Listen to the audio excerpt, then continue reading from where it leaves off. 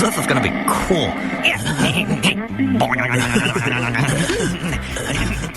The topics and opinions expressed on the Dudes and Beer podcast are intended for an audience of 18 and up and are solely those of the host and guests. They neither reflect the opinions or values of either the sponsors of Dudes and Beer or your mother. I mean, seriously. Have you ever heard these guys? They'll talk about anything. Whoa, hey, you think they're gonna show it? They'll probably just blur it out. Whoa, check it out, Beavis.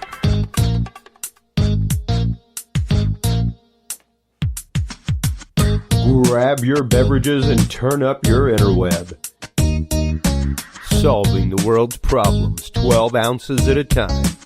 It's Dudes and Beer.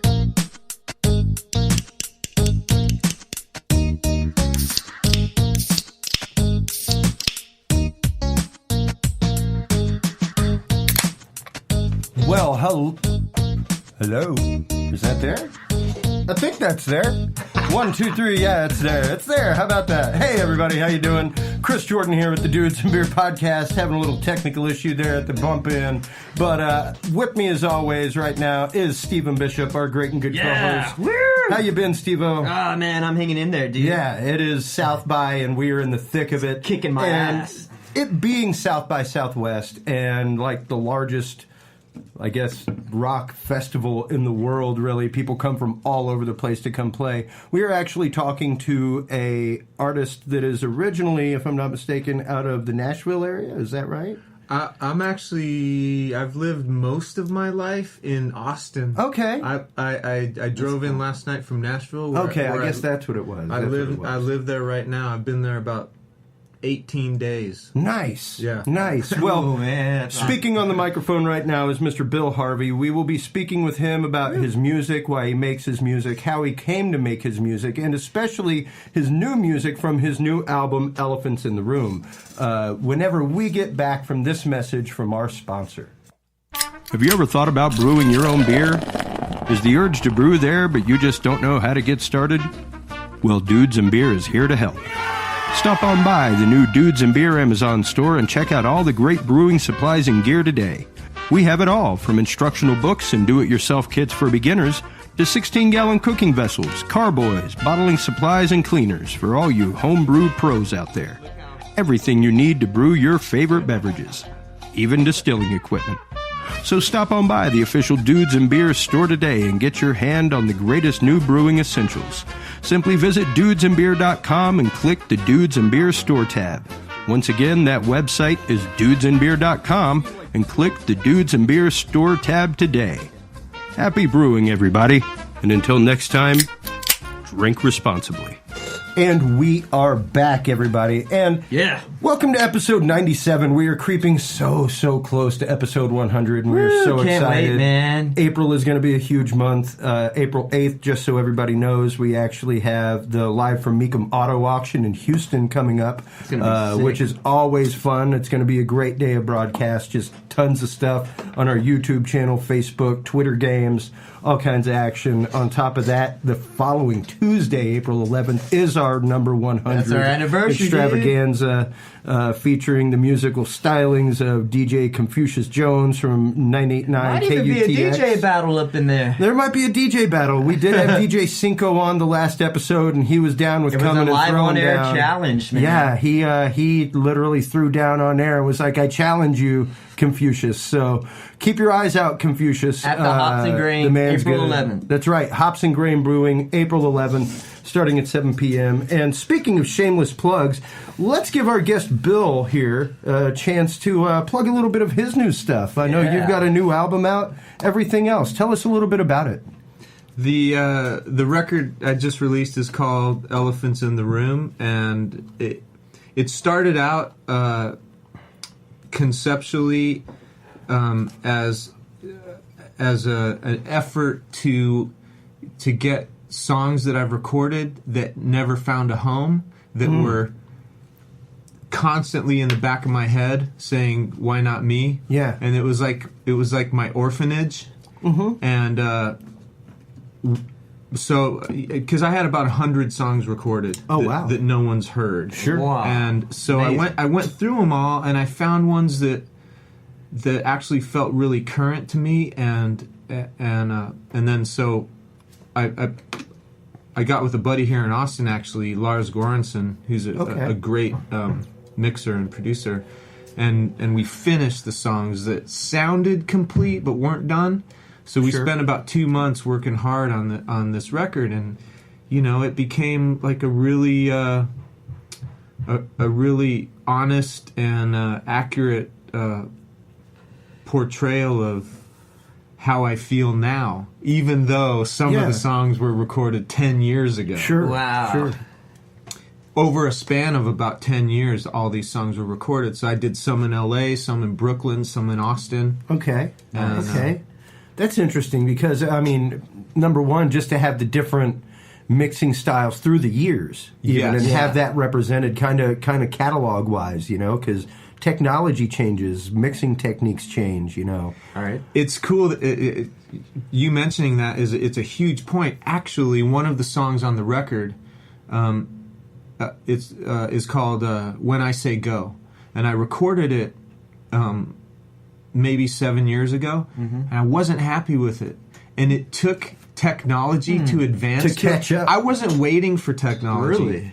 It just technology advanced, and when I revisited the song, I'm like, oh, now I can slow it down and change the sound of this thing that I don't like, and I'll re-sing it and maybe play something over, and now it feels right to me. But I couldn't have done that back then.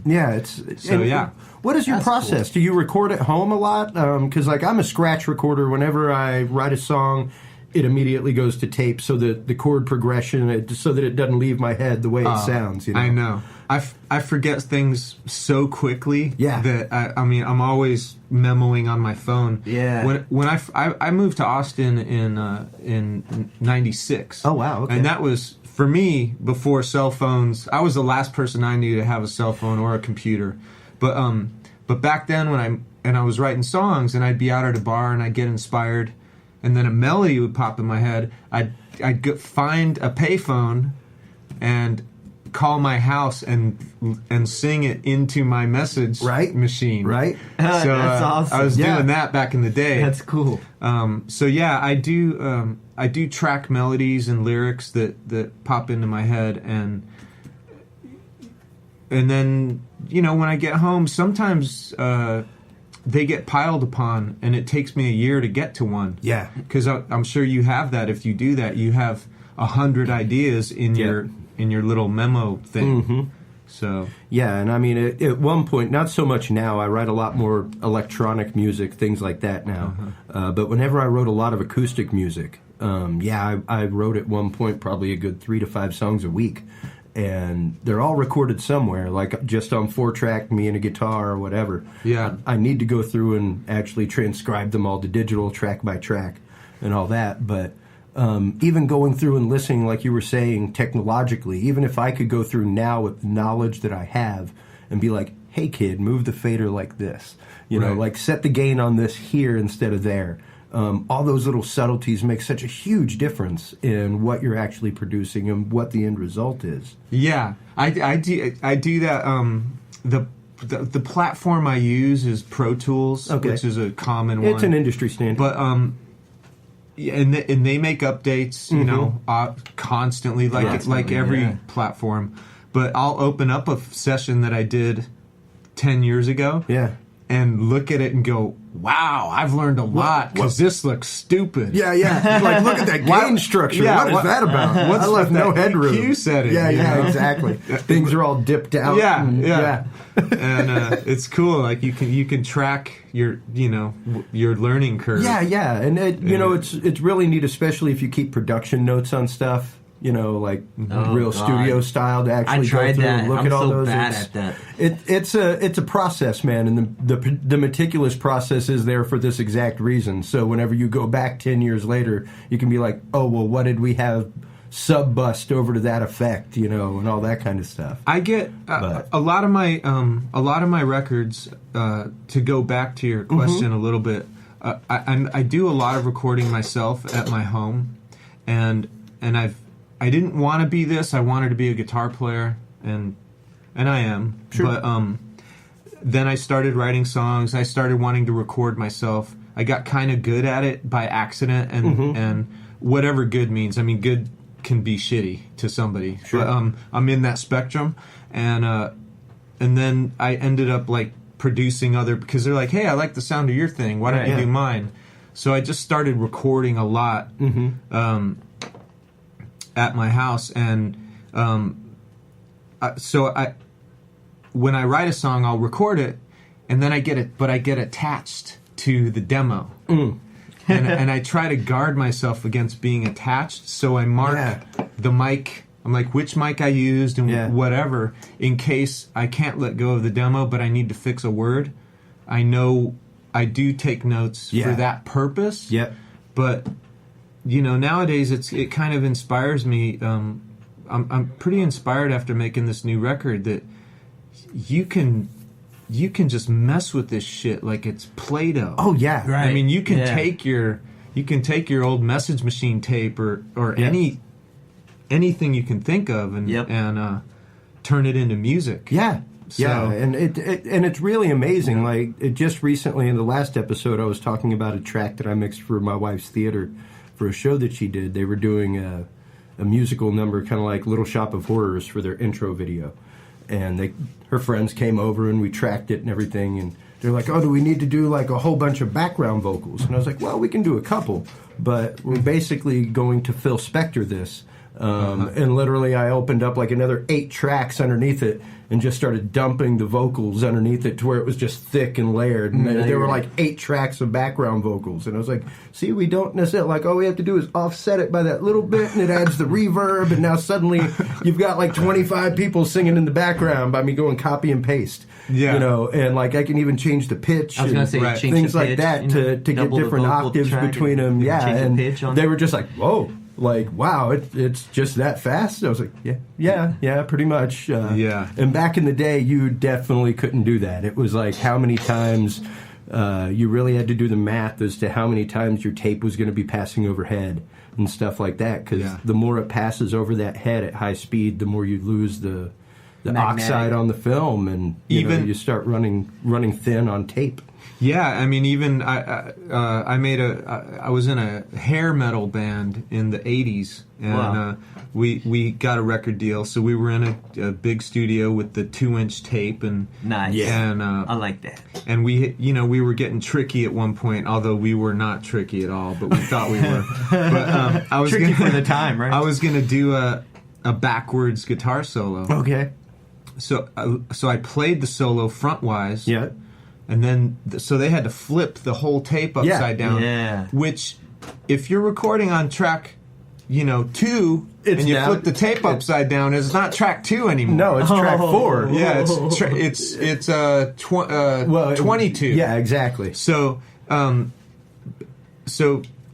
like all these. It's so much more work to do this, and then you got to do all this math, and then I learned the backwards once I heard it backwards, and then I learned it and I played it forwards. Then they put the tape right back the way it's supposed to go, and so the solo went backwards. Yeah. So that was pretty. And that was cool. We were being like really tricky, but now you can do that, while you're making a sandwich. And I did that so frequently with my avant-garde and electronic music on my analog 4-track that it became a science to me. I actually got to where I could hear what I was playing in reverse in my head. I had done it so frequently, I knew what the final outcome was going to be as I was playing it. Oh, wow. And it once you start doing it enough, it literally just becomes this knee-jerk reaction, and you almost want to put it everywhere because it's really, really cool sounding, and especially with the old school 4-tracks where you could like pitch it forward while you're recording and then put it back normal and pitch it back to regular, and everything is reversed and slowed down. Yeah. Just like all these crazy tricks that were right there with just one knob, and now it's like pitch, reverse, boom, and if you hit reverse, it just reverses the waveform.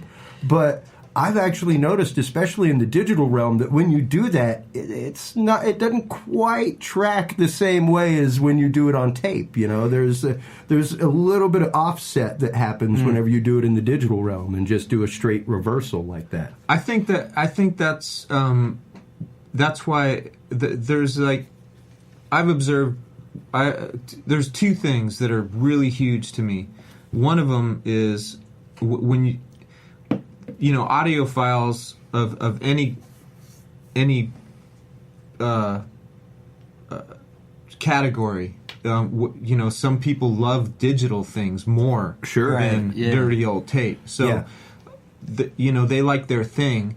But if you like tape and you like that old stuff, one of the things about it is it's not unlimited. You have to be on point when you're recording. Yeah. So I got to do a record where a few years ago where there was a budget. It was for someone else, but there was a budget to actually use tape. Okay. And I noticed that it wasn't about this. Maybe it sounds better. You know, you can argue that. Sure. Right. But what it did do to everybody is pucker their asshole. Damn right. And son. that was awesome. Damn right. You finally had people who were in the moment. Yeah. Not finally, because people have been there. Sure. But you really had people. And I noticed one of the guys like, I want to fix that part.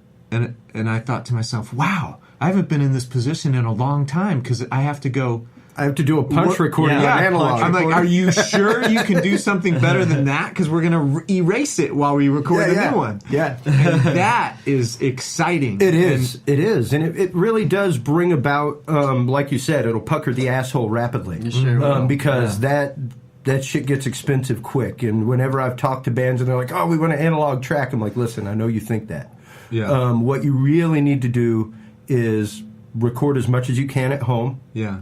And then actually take it to the studio, and they can, like, I do it for people's digitally made albums. I will actually analogize it. I will take their stereo mix and pump it through a tube preamp, pump it through tube spatial expansion, put it out to my tape, off the head, back to digital, and it gives it the warmth of analog and everything else. Yeah. On the back end, it's basically an analog remastering process. Yeah. And there's a lot of people. It's very popular nowadays in studios to do analog reamping like that, where you record straight in digital and then let's see what it sounds like through a Fender 67. Yeah. And they literally just take the bus out, put it in, and take it out and right back into a new track. Okay, well, let's see what it sounds like through a Vox AC30 now. You know, and they literally try it through as opposed to like, okay, well, let's spend the time with the musician in the studio trying it through 87 different amps and him twiddling with things till he finds something he likes. Yeah. You know, it's much more cost effective to be able to do it on the back end. Yeah. That goes to my other point, based on what you said though, with the revert. You know, when you used to flip stuff around, the thing that we're always trying to, the thing that where you can be in danger of losing is the chaos. Nothing is the same way twice, even if you're playing the exact same way. Yeah, it's not the same. Yeah, and in digital it is. I like that. So. You know, reamping is great, and I do tons of it. And I my new record was recorded all in Pro Tools and then mixed to tape. Yeah, you know, but exactly. But when you actually play through an amp, you're reacting to what the amp does, and it affects your playing. It's like it does. Yeah. It's a push-pull with the chaos that you're experiencing. And if you play something, and I do it a lot, right into my computer using Amplitude, and sometimes it's a guitar plugin. Simulator. Exactly. And I have it tweaked, man. It sounds real. Right. And then I can take that direct signal and go into a Vox or whatever, and it sounds great. But if I were actually there, I'd like lean into it. Yeah, it changes the synergy. Yeah. It changes the synergy of it, absolutely. And go ahead. I like that. I mean, I like observing it, you know, from a perspective that people that actually enjoy music probably shouldn't give a fuck about. But But I like to observe it because I like making music, and there's mystery about it. Like, what makes something great? I've been in many rooms with legendary players that are recording dismissible music. And, you know, it's not about how good you are or how bad you are. When it's happening, it's happening. That's it. Right, You yeah. know? That's it. And as an engineer, as someone who sat behind the console for years live, I cut my teeth mixing jam bands and stuff like that. So for me, the concept of synergy, even between the stage and my booth, was huge. And you really learn, especially once you start like becoming sound guys for bands, you really start learning those little nuances. You start like being able to see them like getting excited, and like you can feel the moment coming where it's like, oh, I just heard that note. I know where they're going now. Wow. And I start dialing in my effects like preemptively, knowing what song they're about to transition into, because every night's different. Right. You know? I mean, whatever they feel like going into one night, they're going to go into, because it's a jam band. Live sound, how do you do that? It's a totally different animal, and not a lot of people can translate between the two. For me, like for the way I record in the studio, and it scares the hell out of my buddy Alan Cunningham, who does some of my mixing and has recorded me a couple times. I am, even with all my digital toys, I use it like one big ass 4-track, man. And I am a commit to the mix guy. And he's like, well, you know, you put this verb on the keyboard. And I'm like, yeah, because that's the verb I want on the keyboard. Like, I'm sorry if that takes away from your fun. But I am Lee Von Helm over here. Right. And I am At going the helm. Like, and you know, that's that what dry they did. signal, probably. Well, that's what they, that's what every engineer wants. They want the pure signal. They want to be able to put the verb in that they think needs to be there. But I don't know. I'm a commit to the mix guy, and whenever I I'm appreciate you for that. whenever I put something down, this is the way it is. We can change other things. We can move it left or right. We can add other things to it. But to me, like I said, I still use my stuff in a very analog way. Because it's all analog equipment. All I have is a digital interface. You know, but all of my synths I use don't come out of the box. It's a rack mount synth. My beats that I make all come from old school beat machines. You know, it's all still as physical and analog as I can get. Now, you yourself with your stuff, when did you start really working in the digital realm, and what kind of brought you to that decision? That's a good question.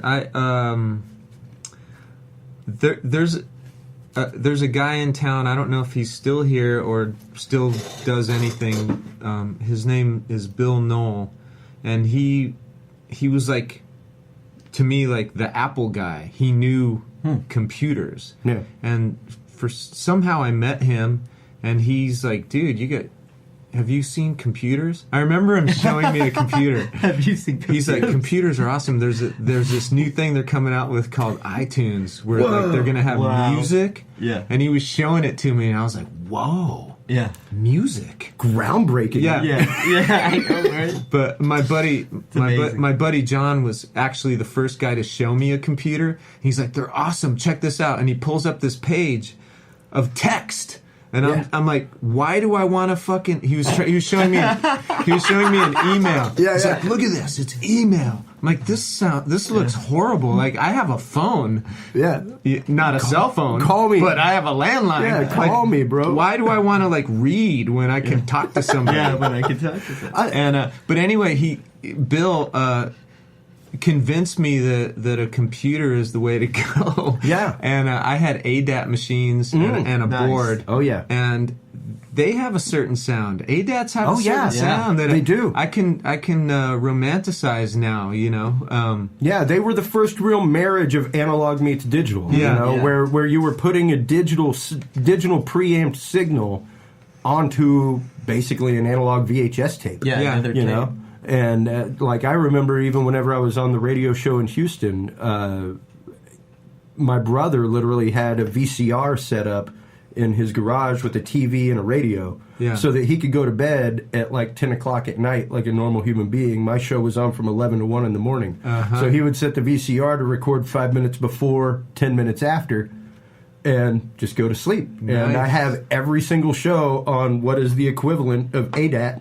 How sweet. Yeah. Really great audio, and it's Yeah. just a blue screen. It's just this blue screen with audio on it. But it's great. I have this entire catalog Nice. of all this stuff.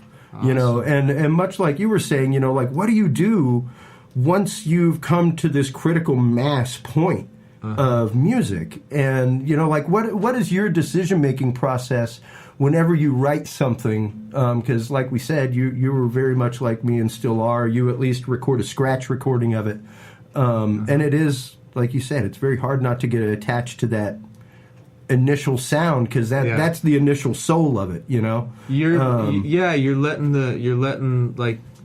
the genie out of the bottle when you're writing. Because what it is, creativity is whatever words you want to use, like the muse, or you're communing with the fucking eternal whisper. Yeah. Oh wow, what a way to put it. That is an interesting way. I mean, it's a place where you're just in a magical place. Yeah, definitely. And you're kind of wide open while that's exchange is happening. And so for me, it shows the honesty and the vulnerability of the moment, or the excitement of the moment, and the conviction of the moment, that's hard for me to recreate when I'm trying to dress it up so for public consumption. Yeah. And so I get I at one point I started like, okay, I have to make my demos while I'm writing these songs so bad that there's no possible way I can get attached. So I started recording them like with my head out the window while I was driving a car, Yeah. Like, So it was literally just the rough idea. unusable, and they were even more charming. I'm like, fuck, damn.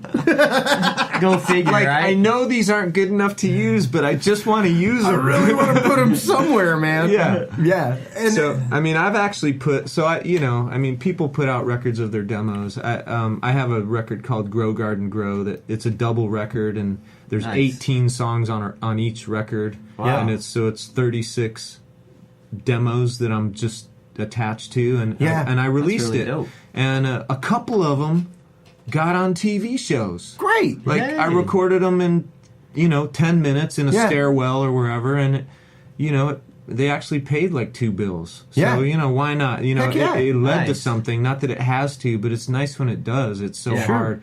So hard to do this shit. It is. And it can be disheartening. I don't know. I guess I came to the decision a long time ago. I say it a lot on my Talking Sound show. I say it a lot to artists here. And it's one of my big questions. Are you defining yourself as an artist or as a musician? And I guess it comes to me, the revelation came to me because I spent so many years behind the board, live, and saw so many bands that put their heart and soul into stuff that was original, and like their band broke up, everything else, because it went on for 2-3 years and nothing happened. And it's like, well, number one, you only gave it 2 or 3 years. On average, it's going to take 5 to 10. For you to make any real traction outside of your home realm, for you to make an your home. Oh yeah, for your home, like if all you're Define doing, home. if all you're doing is trying to get gigs in your local area, that's super easy. But I find it really interesting how, to me, the definition is artists make art. I've got 30-something of hours of music out on the internet, and probably only 2 albums do I charge for. The rest of it, it's like, please, go Grateful Dead on it, man. Share it, listen to it. They're like 23-minute long, weird pieces. Like, I don't even know how to charge for that. Just feel free to listen and enjoy. Pass it on to people. I'll keep making art. I'll keep doing that. Whether I get paid or not. Musicians, to me, are the people who are out teaching guitar. They'll go out and play jazz on a Wednesday, classic rock on a Friday. They are actively plying their trade on a daily basis. I agree with that. If I am trying to break it down, I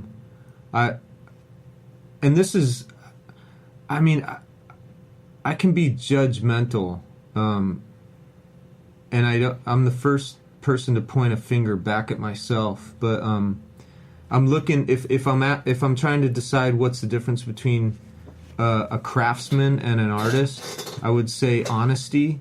And like if somebody's, but see, that's judgmental because it might be true, but I'm being judgmental. True. But if somebody's doing something and I believe them, then to me they're honest. Exactly. They might not be, they might be doing it just for the purposes of forwarding their career and making money, and it's all calculated. Yeah. But I believe them, so they seem honest and they seem like an artist. Yeah, it seems genuine to you. Or I'm right in a lot of cases, and I can call bullshit on half the songs I hear on the radio, and there's other songs I hear on the radio where like, oh, that person is making art, he's telling the truth, she's telling the truth. Yeah. And it's very inspiring to me, and whether I like it or buy it or whatever, I'm like, oh, that's... You at least recognize it and tip the hat. And I'm like, oh, these motherfuckers are just trying to sell their record. Yeah. And they're like, here's the trend, here's what we do, blah. Yeah. And they're widely successful, and there's no justice necessarily, not that there has to be, but... there is no justice in the business. There is a difference between... because I had a hard time calling myself an artist for a long time. Yeah. And why is that? Yeah, why is that? Because I didn't feel like an artist. I'm like, I'm not an artist. I play music, but all these years later, I wrote a poetry book, which would have made me gag, but it honestly fell upon me. And I'm like, I spent a year and a half writing this fucking book of poetry, and I put it out, and I make records, and I made a documentary, and I draw like a child, but I draw, and I make videos, and I'm like, oh, okay, I guess I'm an artist, and I really care, and I care about it, and it's and I don't like doing things that are dishonest in my quote unquote art. So because of all that experience, I'm like, now I'm a little judgmental. I'm like, you're not a fucking artist. When I used to do that to me. I used to do that to myself. And which, it doesn't mean that I don't have I'm my meanest voice and harshest critic. I think a lot of people are. Right. Every other thought is I'm trying to be kinder to myself, and I don't want to be that judgmental, but I do honor the, what we were talking about before, that I honor that relationship with,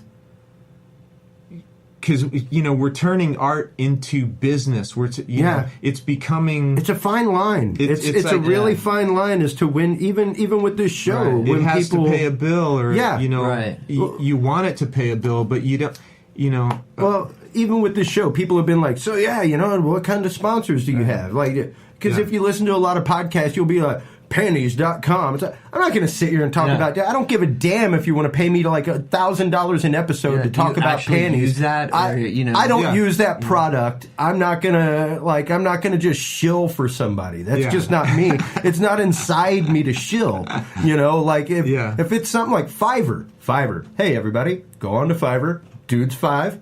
You get 5%. You get $5 off your purchase on Fiverr. Yeah. They were like, well, why do you want Fiverr? I was like, quite honestly, because I sell my services on Fiverr.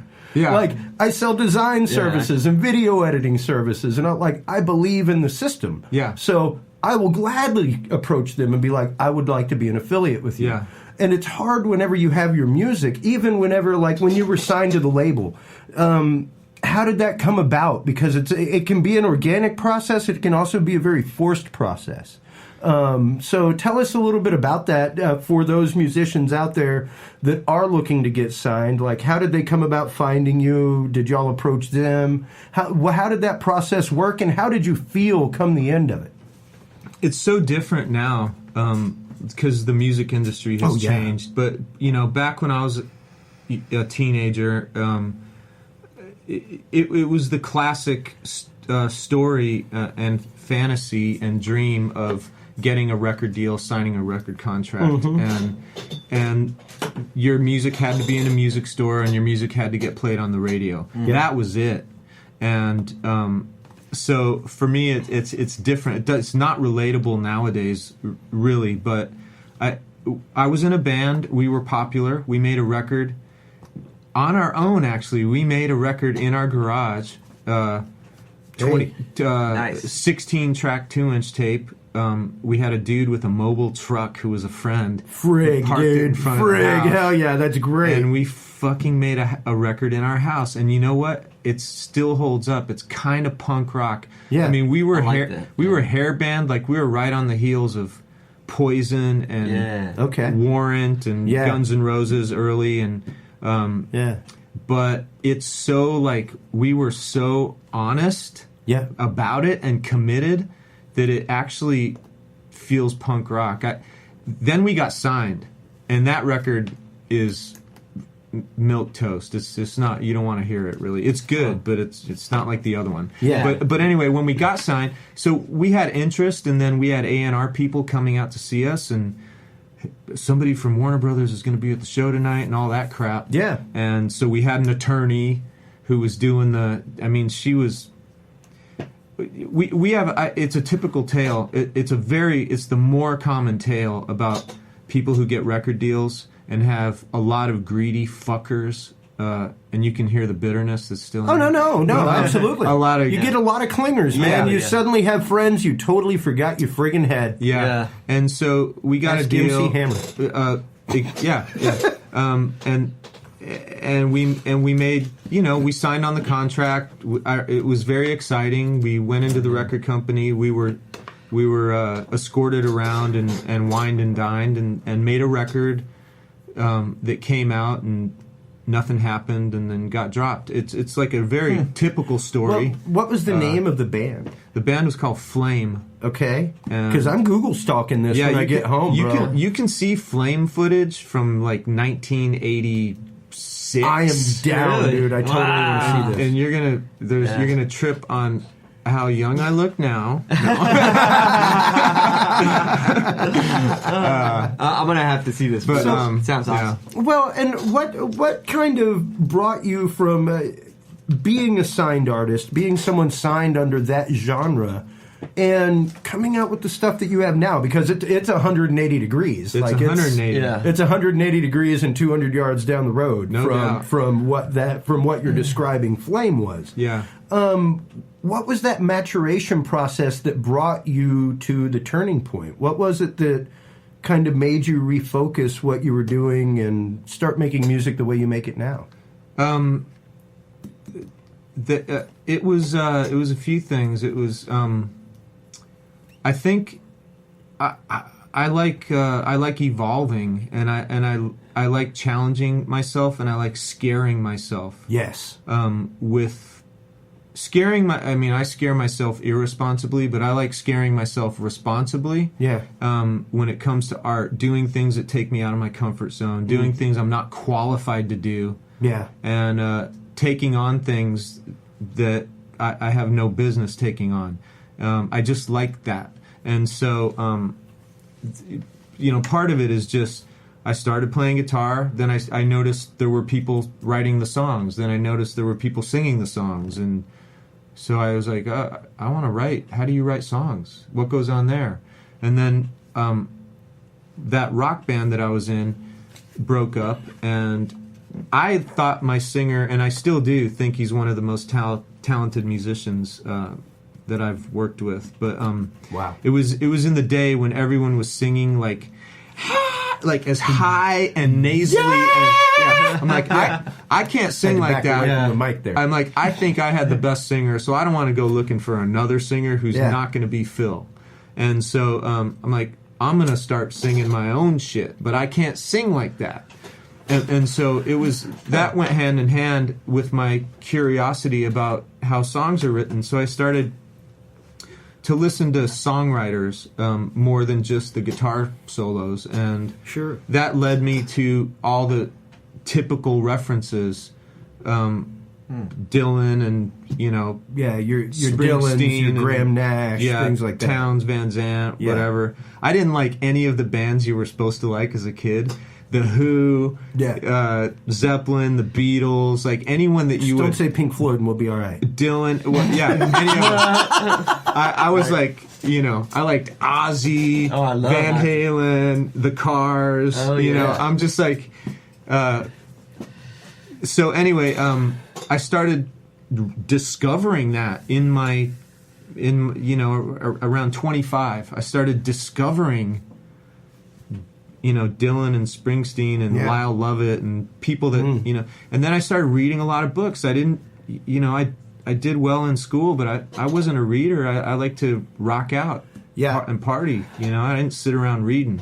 Yeah. But I started reading a lot of books, and I had some well-read friends who turned me on to great books, and I started really loving reading, and I noticed it was input-output. Everything I read, I wrote a song, and I wrote a better song because I had read that. Yeah. And I had Because you had exposed myself to how words play off each other. Yeah. And the nuances and the in between. Yeah, so I started just really loving writing and the mystery of how to write a song, and you do something long enough and you get pretty good at it, and so I've just been doing that. But then there's the whole other thing about like finding your own voice within that. Yeah. Right. And that took a while. That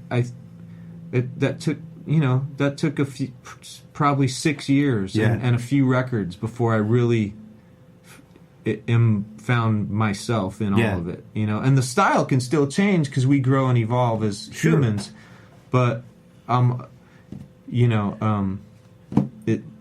I don't hear it.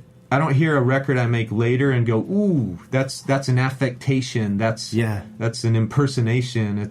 I hear my records now after a certain point and go, "That's me then. That's honest me then. It's not me now, but that's me." Yeah. So I like that. Yeah, I'm glad I'm absolutely. there. Absolutely. Now, what is your process when you're writing? Because everybody has a different process.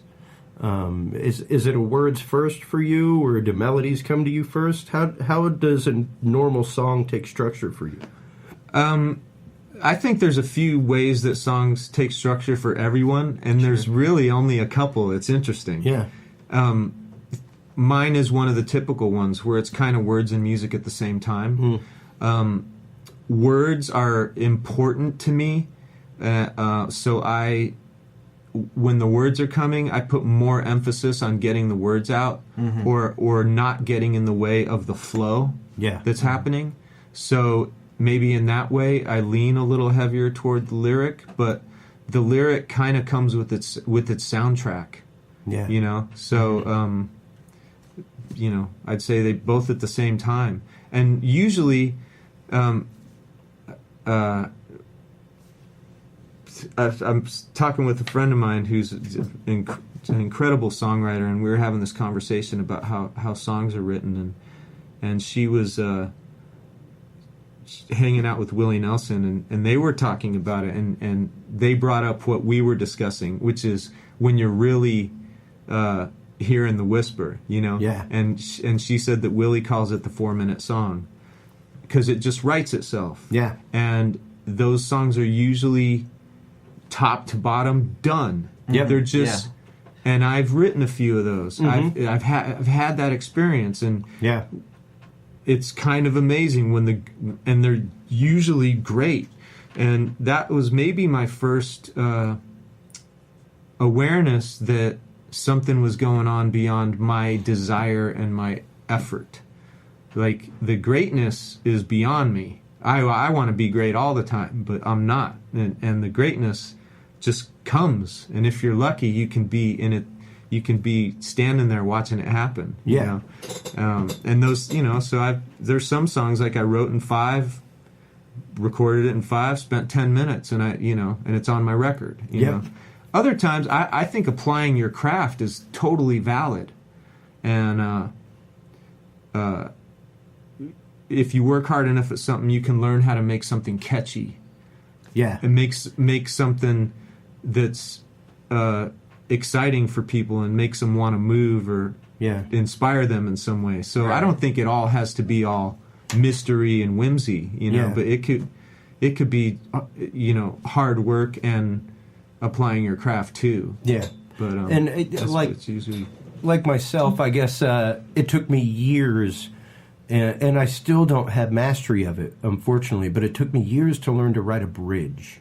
Ooh. Took me years to learn. Like, hey, buddy, you give me verse, chorus, verse, we're done. I can wreck shop on that all day long, man. But writing a bridge, writing that thing that kind of takes you to a new place, and then brings you back. Yeah. Is that something that comes naturally for you to now that you're years into it and writing music and writing albums on a regular basis? Do you find it easier to write that bridge or that hook, that thing that does kind of engage? Yeah. And keep it from being like dry, like my 100-some-odd songs, where it's just as straightforward Beatles as you can get, and there is no bridge. Like, here we go, guys. We're gonna go on a journey from beginning to end, and that's it.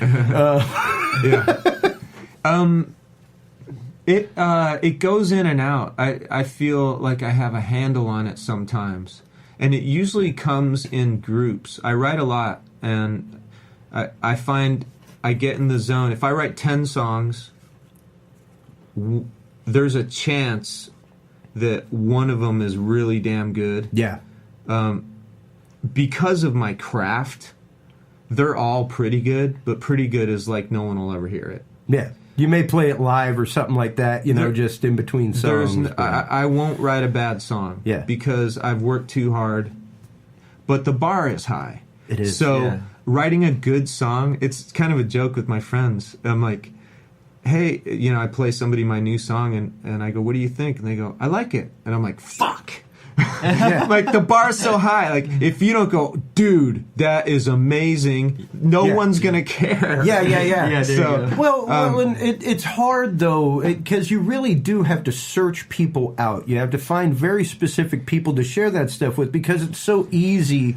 Everybody just wants to cajole you. Everybody just wants to say that, like, why would you ever want to tell somebody that what they just spent their time on is not fantastic? Yeah. Right. And it's hard in this society to give that. Like, I produce a podcast for a guy, and I just today had to send him a text where it's like, no, bro, I don't think you get it. Like, you're not fulfilling what you're like. As a producer, my job is to give you this hard truth. Yeah.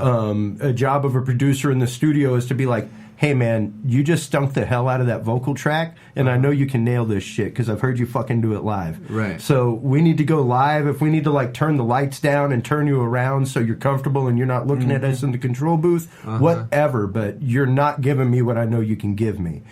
And it's hard to find those people that give you honest, good critique. Like my wife, whenever she hears my stuff, my old litmus test used to be the DJ on the radio, because whenever he put his cans on, he was like immersing himself. And when I would see him actually start dozing off to my music, it was like, I just put him in that place, dude. Like I just slowed him so down that he just utterly relaxed. And I'm sorry. I'm like, no, you don't get it, man. That is one of the biggest compliments in the world to me. You just relaxed so much to my music that it put you to sleep. That's awesome. I love it. So that to me was a litmus test. And, now I get it from my wife, where it's more like, well, yeah, that sounded creepy. And it's odd to find people that give you that true, honest critique, where it's like, everything was good, but the second part of that chorus, just, there's something sticky about it. There's a sticky widget in there. Do you have those people that you sit down and really guinea pig things with, and kind of trust them to hack through the jungle with you? Yeah. The one thing I've noticed is, I already know the truth. I think we all know the truth. We just don't want to admit it. Yeah. And we're looking for somebody else to tell us it sucks. Yeah. And so I already know, in a lot of cases, not every case. Some cases I'm confused, but mostly I know. And so I have a few people that are confidants, that are trustworthy, but they listen in different ways, so I use them for different things. Yeah.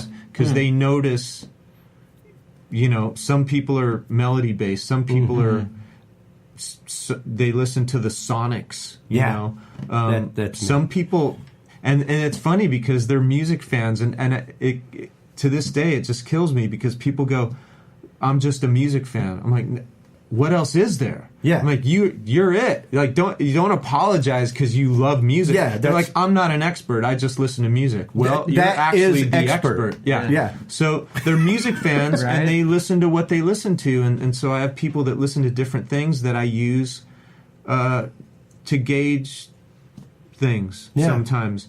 But you know, and sometimes.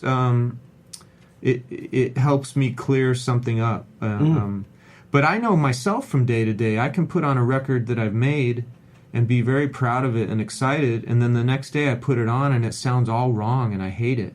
And I know how different.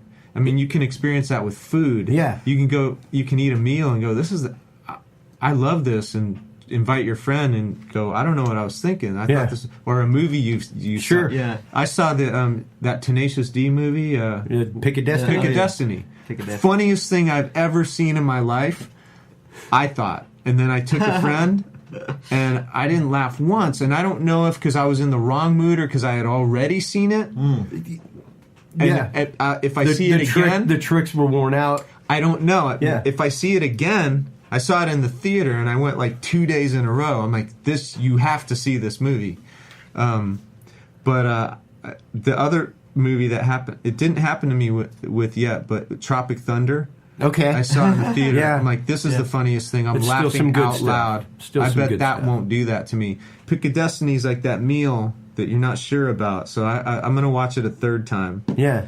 But, and I mean, it's hard to find those people and to get to a point where there is that barrier of trust. It's almost like having bandmates, you know. I mean, I've found it very hard because of the music that I make, and because of its real-time nature. I don't do a lot of punch recording, things like if it's a 20-minute track, like I said, I'm committed to the mix. Yeah. I've got it mapped out what I want to do.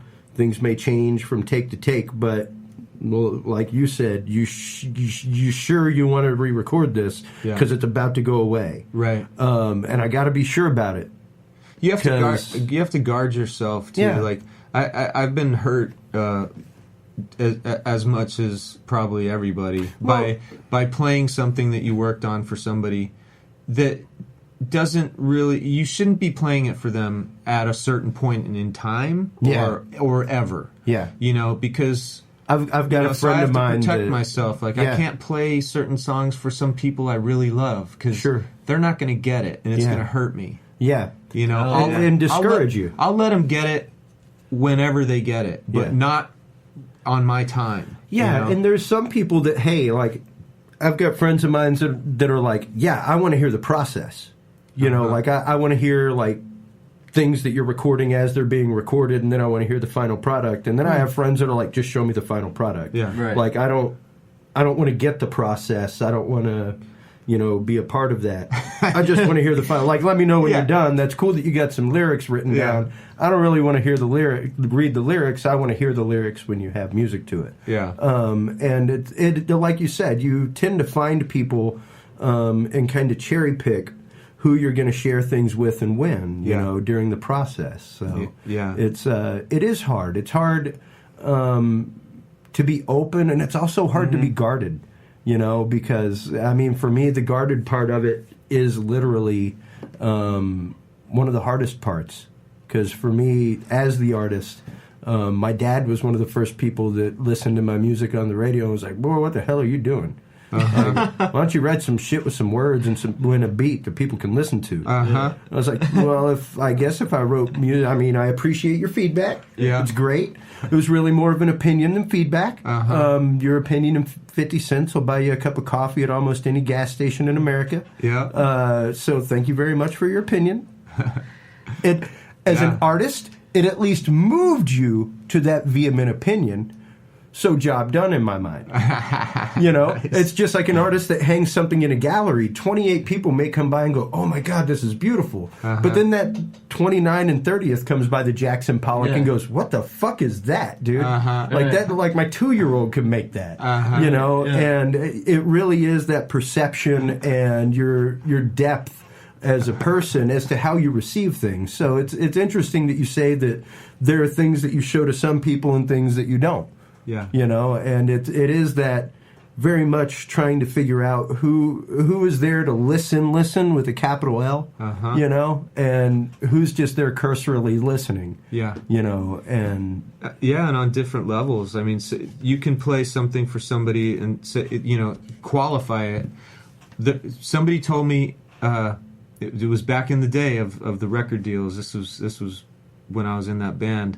And one record label guy said, never send somebody something you have to qualify. And I never forgot that. Yeah. I don't qualify shit. Yeah. It's done. Yeah, this is me, this is what I wrote. Right. Take it or leave it. Don't compromise. If you're still working on it and you're with your confidants, then you're in a position where you might have to qualify it, because you'll go, you know, I want to play you this because I'm excited about the song, but I just started recording it. It's just an initial mix. There's no you know. drums. I'm going to put a drummer on it, and they're like, oh, okay. And you hit play, and they're listening and looking kind of confused, and they're like, what? I mean, if you had like you know, I'm like, you mean fucking drums? Yeah, I you mean like a beat, just bro? listen to the song. Just listen to the, you know. Yeah. So not you know, everybody can hear those other pieces. nor should they have to. Yeah. But it shows you like how to protect yourself in that process to keep your own motivation. That is some really you know? great and sound advice to really think about. Because if you do have to qualify a mix, if you do have to qualify it to somebody, then you're making an excuse for your art. Yeah. You know, even you know, a prime example is one of my wife's favorite albums, and I'm trying to remember the name of it, but it literally may just be the acoustic sessions or something like that. But it's Graham Nash, and it's all of these literally demo recordings where it was just him and an echo rec, just one microphone and a reel-to-reel tape. And it was all these songs that he wrote that are famous songs now, but they're all the scratch versions that like went to the record label of like, okay, you know, I've got a record deal, I've got to come up with 8 songs. Here's 15, you know, and it's all these like unreleased recordings that are just so raw and rooty that like it's interesting to actually hear where this song got its start and what it became. Yeah. You know, and that juxtaposition of like, wow, here it is, like in his brain, utterly the way he just heard it, just utterly naturally.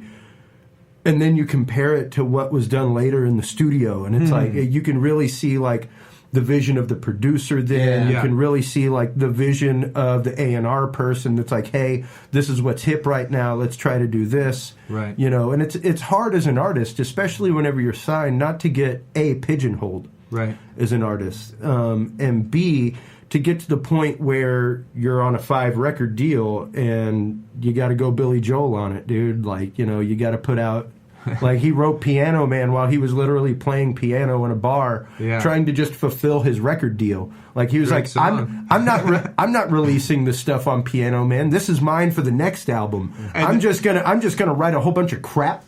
I'm going to write 8 songs because that's what I need to do to put out an album. Have you heard that story that he his first record got released at the wrong speed? Yeah. Oh my gosh. I heard that record and it's amazing. Yeah. And I can imagine, first of all, it's pretty badass. It is. Man. I mean, I'm like bowing down to Billy Joel. Yeah. The man's amazing at arrangement and composition. He really is. The songs are high quality, and the production is awesome because it's just piano, bass, and drums and vocal. Yeah. But anyway, when they were cutting it, the lathe or whatever that was cutting it was at the wrong speed. So when they got all the boxes of records on that day that he was dreaming about and they put it on, it plays fast. So his voice is like Mickey Mouse. Yeah. And I'm just laughing my ass off. And so my friends turned me on to that record, and you can hear it at the right speed if you put the record on and then put your finger on it to slow it down. Yeah, if you put and you go, oh yeah, that's Billy Joel's voice. And then you take your finger off and he's like, sing me a song on the piano. It's just so funny. Man. Yeah, it's wild. I think they fixed it. I don't, you know. They did. It was fixed in the second printing. Yeah. Oh man. Yeah, and I mean, even on that note, like we were talking about earlier, recording in your garage, and I'm a big proponent of it. I'm a huge fan, especially in this day and age. Number one, it's only going to make you a better musician whenever you go into the studio to understand the concepts. Yeah. Otherwise, that engineer, that dude, and they call him an engineer, folks, because originally they were the dudes that built the fucking equipment. Yeah. They literally wore lab coats, Yeah. and they looked like IBM dudes, like with a white shirt and a skinny white tie, and they were the dudes back there pushing faders and moving potentiometers because and working with equipment that could kill you. Yeah, literally. But if you listen to some of those old recordings, it was literally like using the physics of the room and 2 microphones because all they had was left-right. Just mic placement, right? And it was literally like, hey, Ringo, you need to take that drum kit about 20 feet further back. We need to move the bass about 10 feet further, and both of y'all get up around the microphone to sing. That reminds me. All right, let's try it again. I've had a great recording. Like I've had a little room down this other hallway. Where I originally had my room, and I've had some really good recordings out of just a freaking laptop. And it was where I had the laptop placed, and I knew this little sweet spot, Yeah. And it sounds freaking awesome, and I still listen to those tracks, and it's like, man, this still sounds great. Yeah, and it's really about, number one, finding something that works for you. And I've tried to explain that to so many musicians whenever they try to go into the studio. It's like, number one, learn the lingo. Go tour the studio to begin with before you step in. Don't just go in and sign up and be like, yeah, we want some hours. Go tour it first. They'll gladly show you around. Because what's going to happen is you're going to step in there, like people step into here and they go, oh, wow. Because, there's like a rack of gear over there. And, like it's not your average podcast studio where it's a laptop and a microphone. Right. And they come to my house and they're like, oh, my God. Like I got the command rack with all the rack gear. Yeah. And, there's an awe factor whenever you first step into that studio with ISO booths and things like that. Yeah. And it's hard not to want to do like 85 vocal overdubs and 25 guitar tracks. And that to me is really where... Go ahead. It can put you off balance. Yeah. I mean, it still does... It can put pros off balance. I mean, because it's like, it's all or nothing. Now be the best you've ever been. Yeah. And that's not a good headspace to be in, and that's why having a producer is good, because producers can Jedi you into being comfortable, into being your true self. Yeah, finding your zen behind the mic. So I agree with you. So what do you look for? Number one, do you have a producer? I mean, I know you do a lot of self-recording, so quite obviously a lot of your stuff is self-produced. But do you have someone that you specifically look to for mixing, for production, someone that's in the studio kind of task mastering you like that? I think I've worked with other producers. I'm best when I'm producing myself. I produce. Like I said, I ended up producing a lot as a job. I produce other artists, and they say, like a lawyer who represents himself has a fool for an attorney. Yeah. So they're like, don't produce yourself. You're not Prince. But for me, it works when it's working. There's a guy here in town, his name's Craig Ross, who's brilliant. He's a genius. He's incredible. And I did a couple records with him producing, and because I wanted to, because I'm a fan of his work, because I thought he would actually get me, and he did, and we made a couple records together, and they were successful. But the last couple records, I'm like, I have an idea and I want to do it myself, so I've been producing myself. Sure. But I don't like to mix because I have all kinds of hearing loss from all this. I know how to record, but mixing frustrates me because I say I can only mix from the nipples down because I've lost all my top end, so I can't see your face. But I have a few buddies who are great mixers, and it's kind of good too at a certain point to just trust somebody else with how they hear your music, how they see your painting, whatever, and let them frame it. And so I've been doing that. My buddy mixed this new record. I really couldn't be happier with the mixes. Well, and tell us a little bit more about this album in particular. What was it that brought about the title? What was it that brought the album to be? The title the title was just based around having all these orphans. They were the elephants in the room that needed to be addressed, and that's how it started. And then it became, as I saw that there was actually less of a randomness to it and more of a cohesiveness to it.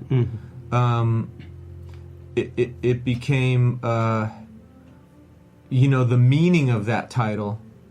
It became more of just what it is. It's like it's saying some deep things, saying some personal things, saying some things that need to be said. Yeah. And but the I wanted the feel of it to be a little dancier, little dance party. So it's kind of an upbeat record. The way I'm describing it, it sounds like might be heavy. It's heavy in places if you want to go there, but if you don't, you can dance around and sing the melodies. All right. So the painting that I commissioned a painting for the cover. Yeah, I saw that. And cool. I saw the image online. A buddy of mine in Berlin, he's an incredible artist. I approached him. I said, I've had this title for years, and I've always pictured your work, and he did it. So he, nice. That's great. So that's great, and to find people who can help bring your vision to life like that is really phenomenal. Not just visually, but emotionally. To have someone who really kind of gets you and gets the concept. Yeah, kind of that Storm Thorgerson to Pink Floyd, where it's like he was just the dude that always did their cover album. He got them. He got their concept. And really knew how to visually represent what they were saying. Yeah, and that's so much a part of the package itself. Yeah, complete package is the visual that you get with the audio. Yeah. And for me, especially with musicians that I love, I'll go right back to Pink Floyd. Their last album that they put out was, and for years I've said, what I would love is a compilation album by Pink Floyd that is cutting room floor. That's literally the stuff that they were like, bullocks to that. Yeah. Like, that just doesn't fit the album. That, like, we wrote this song and it just doesn't work. Yeah. But it may work in another scenario, so let's just kind of shelf it. And, if we have to put out an album at some point, we can throw like Corporal Clegg Part 3 on there or something. And it's interesting to hear you say that you actually went through your stuff over the years and found these orphans, these things that you had made, created, and not necessarily exposed to light so much. Because I'm sure you're like me. You're just about like any artist, where you're going to guinea pig your audience. In between some songs they know, you're going to throw in a new one and just kind of see how it settles. Yeah. And it's interesting to make the brave step of saying, this is stuff that I'm not going to say wasn't good, but didn't really fit what was going on at that point. Yeah. And now, retrospectively looking back, being able to offer a catalog of things that kind of gives an overarching idea to your oeuvre, to the body of work you've built. And that's very much what the last Pink Floyd album did. It was a bunch of stuff that they recorded during the Division Bell sessions. It was some of the last stuff with the three of them together without Roger Waters, And it's interesting because you go through and tracks like Skins are very much like totally Nick Mason written. and you can hear influences from like Ummagumma and stuff like that, you know, where they were really experimental. And it's really interesting to kind of hear all of these little hints from tastes of their past that are kind of translated into new music. Yeah. You know, and it's like, ooh, wow, like that's really cool. Like you can definitely tell that like Rick Wright wrote this piece. Yeah. You know, because if you're familiar with his work from early Floyd, you know, the really highly orchestrated keyboard stuff, it's like, wow, like that's there. And it's just interesting to hear kind of what they were doing as just a bunch of fun and having fun and jamming and making an album, but they actually put it out. And it's very cohesive, and it actually like follows this timeline of Floyd history, like sonically, and how they created and how they did that. And it's very interesting to put out that kind of stuff for your fans, because that is really not just a personal, but a very fan-centric thing to do. And how did you feel when you actually decided to do that? Once it was there, it was actualized, and it's like, hey, here it is ready to put out on the shelf. Did you feel good about that? Was it something that you had any kind of apprehension about, or? At first I did, because it was just an idea, and then as it started to come to shape, as it started to take shape, I became more and more excited about it, and realized that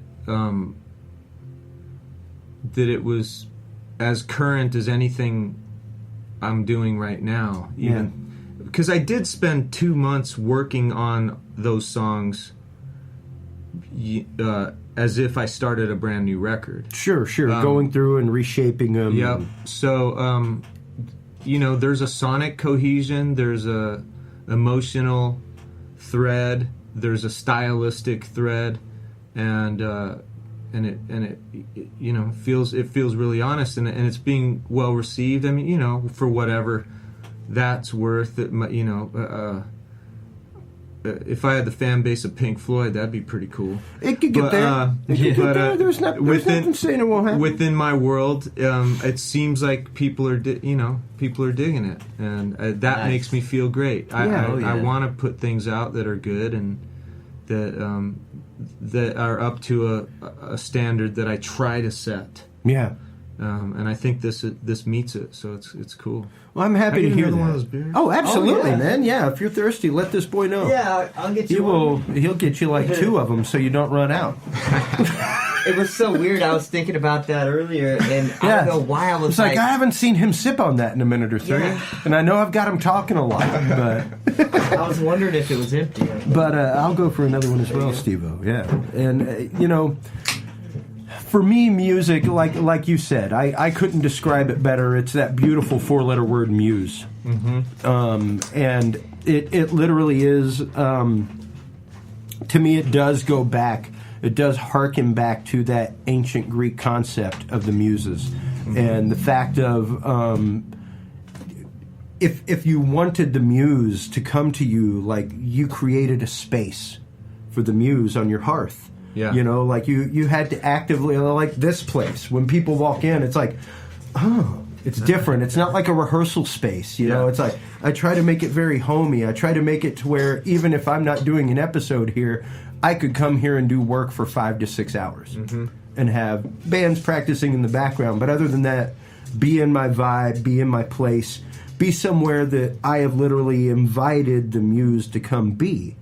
And, you know, so many people, I don't know that so many artists necessarily recognize that. Yeah. That they necessarily give credence to where their art is coming from, you know? And I think a lot of that does come with maturity, because, sure, whenever you're rocking out at 16, you may not be giving a lot of credence when you got your 8 buddies in the garage and you're just jamming power chords for hours on end. No doubt. You know, there's something there and you feel it, and there's definitely that synergy. Yeah. And that's something that I loved with the jam bands that I worked with, was feeling that synergy, even across the club. You know, when I could feel it from the soundboard and I could feel that click happening between the musicians, there's nothing like it. And when you're on stage, and there's just that look out of the corner of the eye, and your bassist gets it, and he knows where you're going, and there's that unspoken communication. Yeah. It's such a beautiful thing.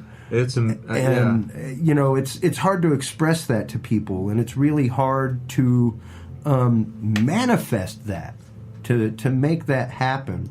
How do you go about with the musicians that you work with, finding people that you can emotionally and spiritually trust with your art and with your music? Because that's such an important thing, especially as someone who does a lot of self-production. I mean, of course, you're not going to lay all the drum tracks yourself. You're not, you know, you're going to have musicians doing things like that because they're probably better at it than you are. And how do you go about finding those people? Is it something that you go to the same person on the regs? You know, is it dependent on the city you're in? What's your process with that? There's you develop relationships, and there's studio bands that have as much chemistry as great rock bands. Oh, so you know that's why the Wrecking Crew became so famous. They had some kind of chemistry. Of course, they were all at the top of their fields, but they had some chemistry, and so the producers that used them I don't want to get any new guitar player, just give me that band. Yeah. And we'll have them, so I've worked with some guys here in Austin and in LA that have a chemistry, and we tend to do a lot of records together because of that.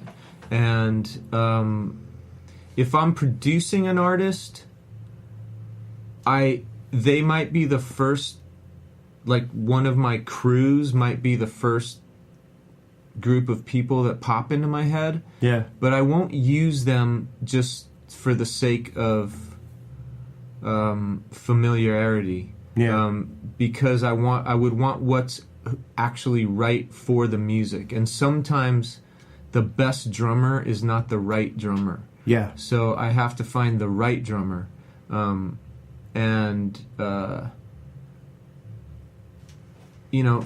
myself, I like to work. I know. I say drummer because I bring up drummer because that's like I think the biggest component for me. It's the heart and soul, man. That's where the beat starts. It's the groove, and I know a lot of world-class drummers who are good friends of mine, but not and they're all so different. Yeah. So I don't, I can't just use one of my best friends. I have to use another one because he's more right. And fits the mold a little bit better for that song. And they're all working, and they're I don't get a lot of calls to play guitar for people, and I know I do a certain thing that they recognize, and it's obviously not right all the time, and I get it because you have to do what's right for the song. You should, But I bring that up because it always. I think they know it, but I'm so self-conscious that I worry that I'm offending people. But I'm really only trying to use the right people to get the song across, and I have been fortunate enough to work with people that I do love, so I don't have to worry about protecting the heart and soul or anything about. But because I am working with 95% of the time with people who you want to be in the room with, and I feel very thankful for that, for sure.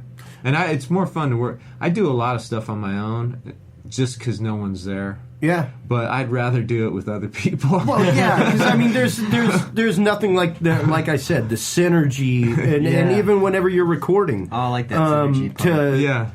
To record live is totally different like than magic, piecemealing something together in the studio. To actually have eye contact with your drummer in the next room, or even in the same room, just with partitions for the microphones. Yep. It changes things entirely to me, and I can tell the difference whenever I hear things. I can tell if people were in the same room together. And it's not just mic bleed, because a good engineer will get rid of that.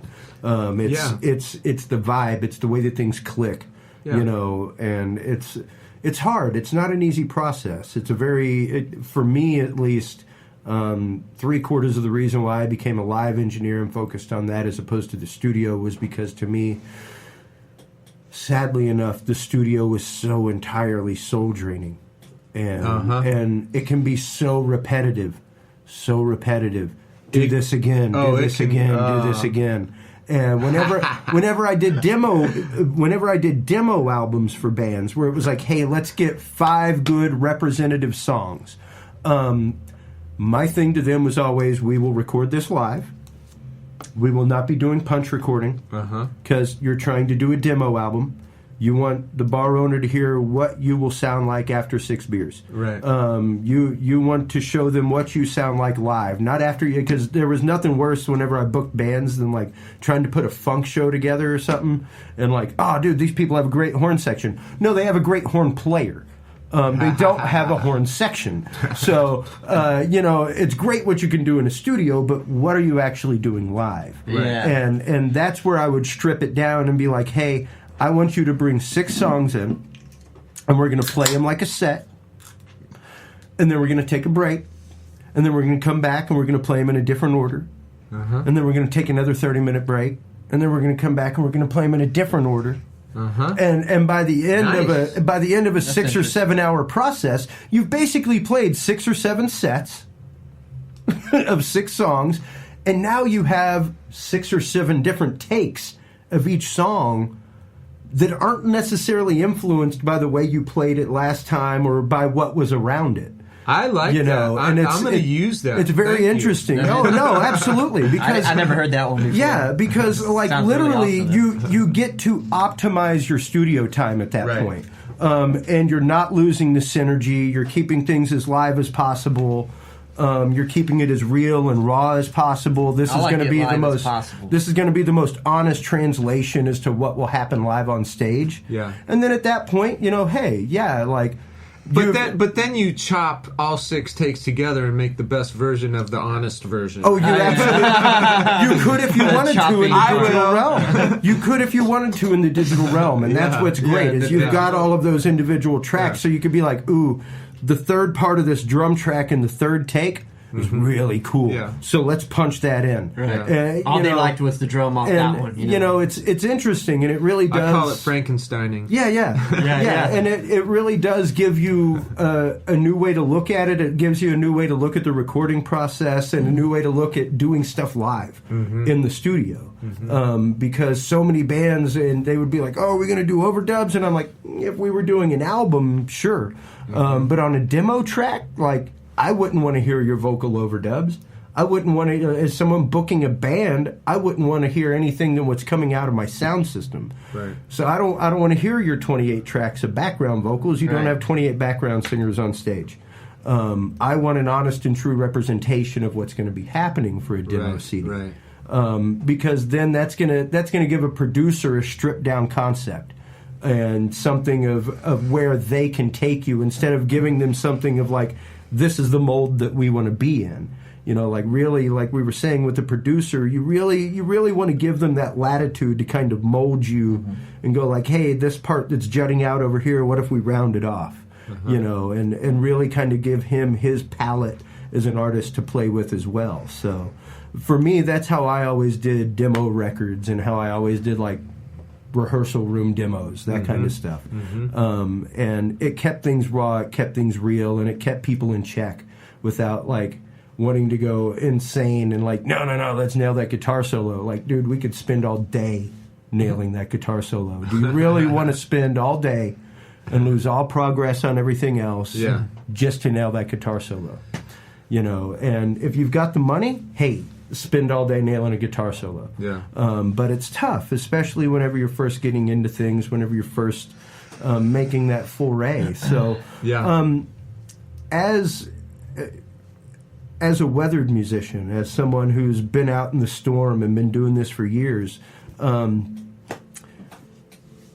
what was it that made you want to go full time? When was, because I mean we all had the point, like I had the point where hey, I was out mixing 3-4 nights a week and I was changing oil in a gas station. Like I had my day job, man. Yeah. And I know many people by. still with their day job because it's what pays their bills. What as we wrap things up, what was the turning point for you where you were like, I can do this as a living?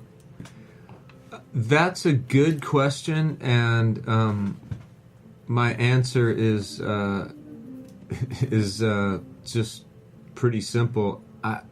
I never thought I couldn't. There you go. So beautifully said. that's Beautifully awesome. said. That's an awesome answer. Yeah. No. Go ahead. There were times when I took a day job, usually manual labor, painting houses, landscaping, and this is from my own house actually. Okay. But you were painting. I still have the skills, man. But, And the I scars to prove. haven't done it in 20 years, but I have the skills. But there were times when I took a job because it's like whatever it takes to pursue what you say you love to do. That's it. Whatever it takes. Yeah. Any means necessary. But not everybody gets to not have a day job. I'm aware of that. Pursuing what you say you love to do for the sake of that alone is a pretty amazing thing to be able to declare on your deathbed. Yeah.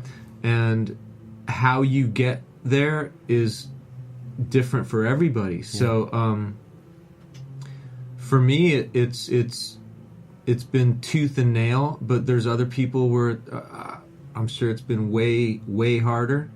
I'm able to wrangle a living out of music by doing like 50 different things. That's an exaggeration. By doing like 7 different things. Yeah. And 7 different things at all times, and some for $50, some for free every now and then. Yeah. You know? Yep. And then, right now, yeah. So, but I always thought I could, but I did think it would be easier. Yeah. That's a good one. I did think it would be easier. Yeah, no, it's definitely you gotta be willing to suffer, man. You gotta be willing to eat ramen on a nightly basis for a while. You know, and people, or maybe forever. Yeah, I don't know. Yeah, you know, like people asked me how I got, like, because I had a sound company for a while and I ran live sound. They're like, how did you get like all the, like you just have gobs of gear? Like I got gear in my garage that's just chilling. Oh, yeah, I got backup for my backup gear. Like, you know, and it's I because had crap. it's because I had one big system and one small system, and I had to be able to put them both out on the same night. You know, so. How'd you get all that? And it's like, well, I stopped drinking out. And, you know, at the time... So basically a lot of sacrifice. Yeah, I had stopped smoking. If I did smoke, I would pay somebody $1 for a cigarette at a show because it was that Pavlov's dog, like... 20 years of rolling cables and smoking butts. Like, whenever I roll a cable, I want a cigarette. That's the only time that I crave nicotine, is whenever I handle equipment because of that. So I would literally pay people 50 cents $1 for a cigarette so that I wouldn't go out at the end. Oh, don't do that. I'm like, no, I do it so at the end of the night all my singles are gone, and I remember that's why I quit smoking. That's why I quit, was because that was $5 a pack. That was 3 packs a week. That's $15. That's a cable. You know, and that concept of having the day job and then mixing 4 or 5 nights a week for $75 a night, $50 a night. All of that money that I made mixing and selling live recordings, selling live CDs and DVDs, like you walk off stage, here's your DVD, stuff like that. All of that money went to buy gear. My job went to pay my bills. My gigs went to buy gear. And that's how I did it. And whenever I went full time with everything, it became a 20%. 20% of all funds go back into the business. 20% of all my money goes to buy gear to further things, to do other projects that I can't do with what I have. And now it's to the point 15 years later almost, where sure, I may buy like a couple $1,000 piece of gear once bills are paid. Yeah. And that's the rule with my wife. As long as bills are paid and we're okay, get what you need to get. Right. But my understanding with her is that if it is not paid for itself in 6 months, it's sold. It's gone. Ooh, I bought a nice. really expensive toy, and I don't need it, quite obviously, because it's not making me money. Was that unicycle I saw walking in here? Yeah, it was. That's the one. Yeah, That's that's the one. Craigslist, buddy. $75 today, done. If you juggle while you're riding it, it will make you money. The problem is learning to ride it and learning to juggle. You never got the coordination down. You know, things you buy at 3 a.m. when you're drunk and... Yeah. Oh, yeah. 3 a.m. You know, it's interesting to me. I love hearing people's stories. I love hearing how they came to be the artists that they are, how they came to choose this path, because it's not for everybody. Everybody thinks it is. Everybody thinks it is, man, and boy, it's not.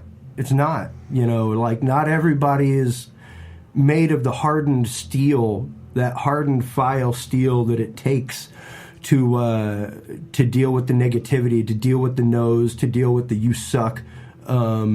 For years until you may. When you don't. Yeah. It's just somebody's opinion, and to get past the point of somebody's opinion and know, like you do intrinsically, that what you are doing is right. That what you are doing is what you were called to do. Yeah. As a calling, as a true calling, you know. And you've said it numerous times in this show that it's you. You can't deny that.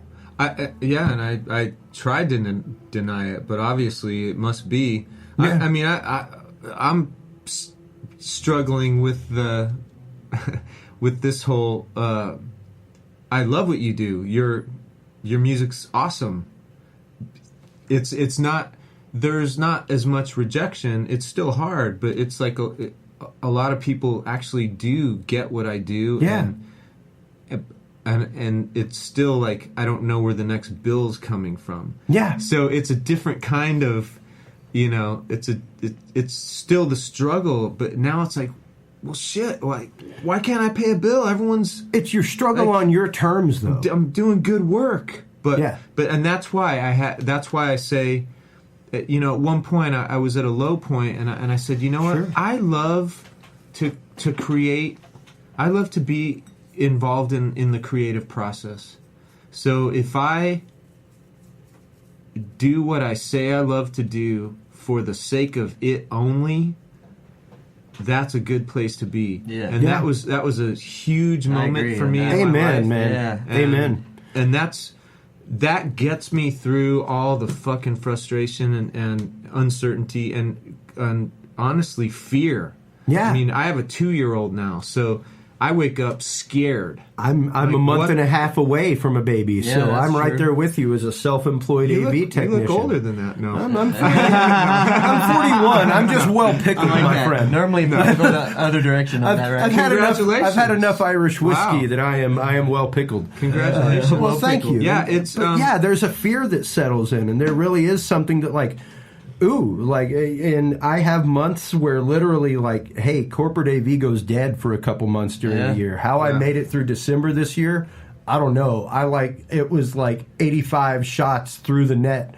With no backboard. Like, Yeah. I had no dead time during Christmas, which is crazy for corporate AV.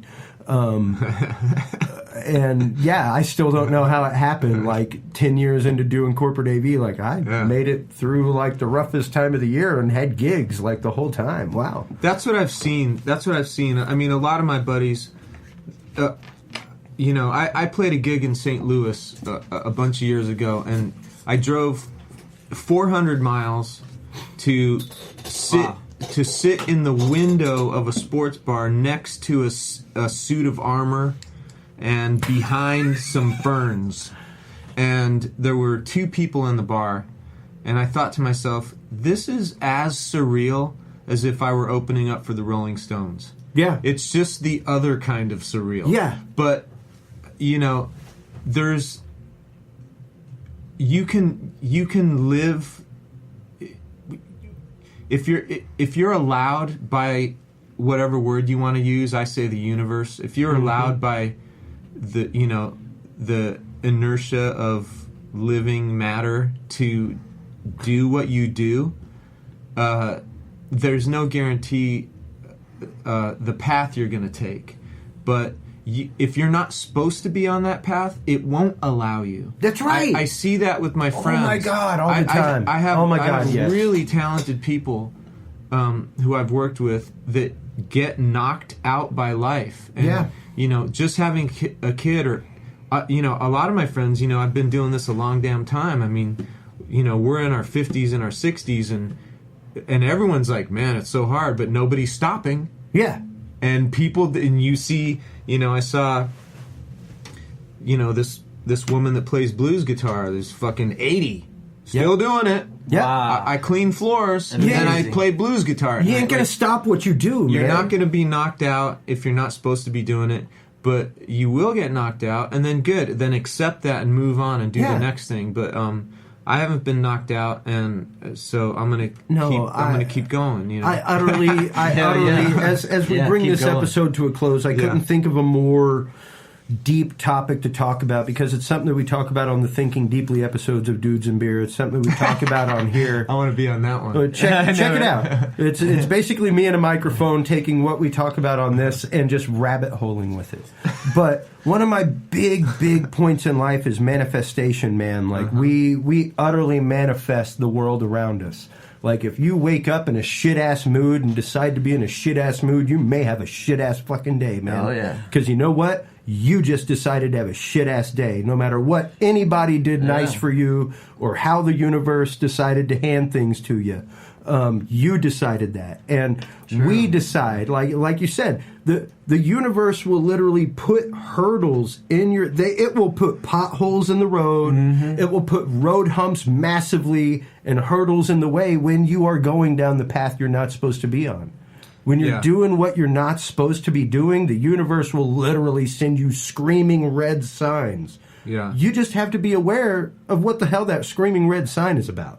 Yeah. You know, and you really have to be accepting of the fact that your hard-headedness and what you're trying to do may not be the path you're supposed to be on. Yeah. And that's okay. Yeah. Like, I started studying for the seminary when I was 17 years old, and I left. Yeah. And for a long time, I still make the analogy of I was called to go and I was called to leave.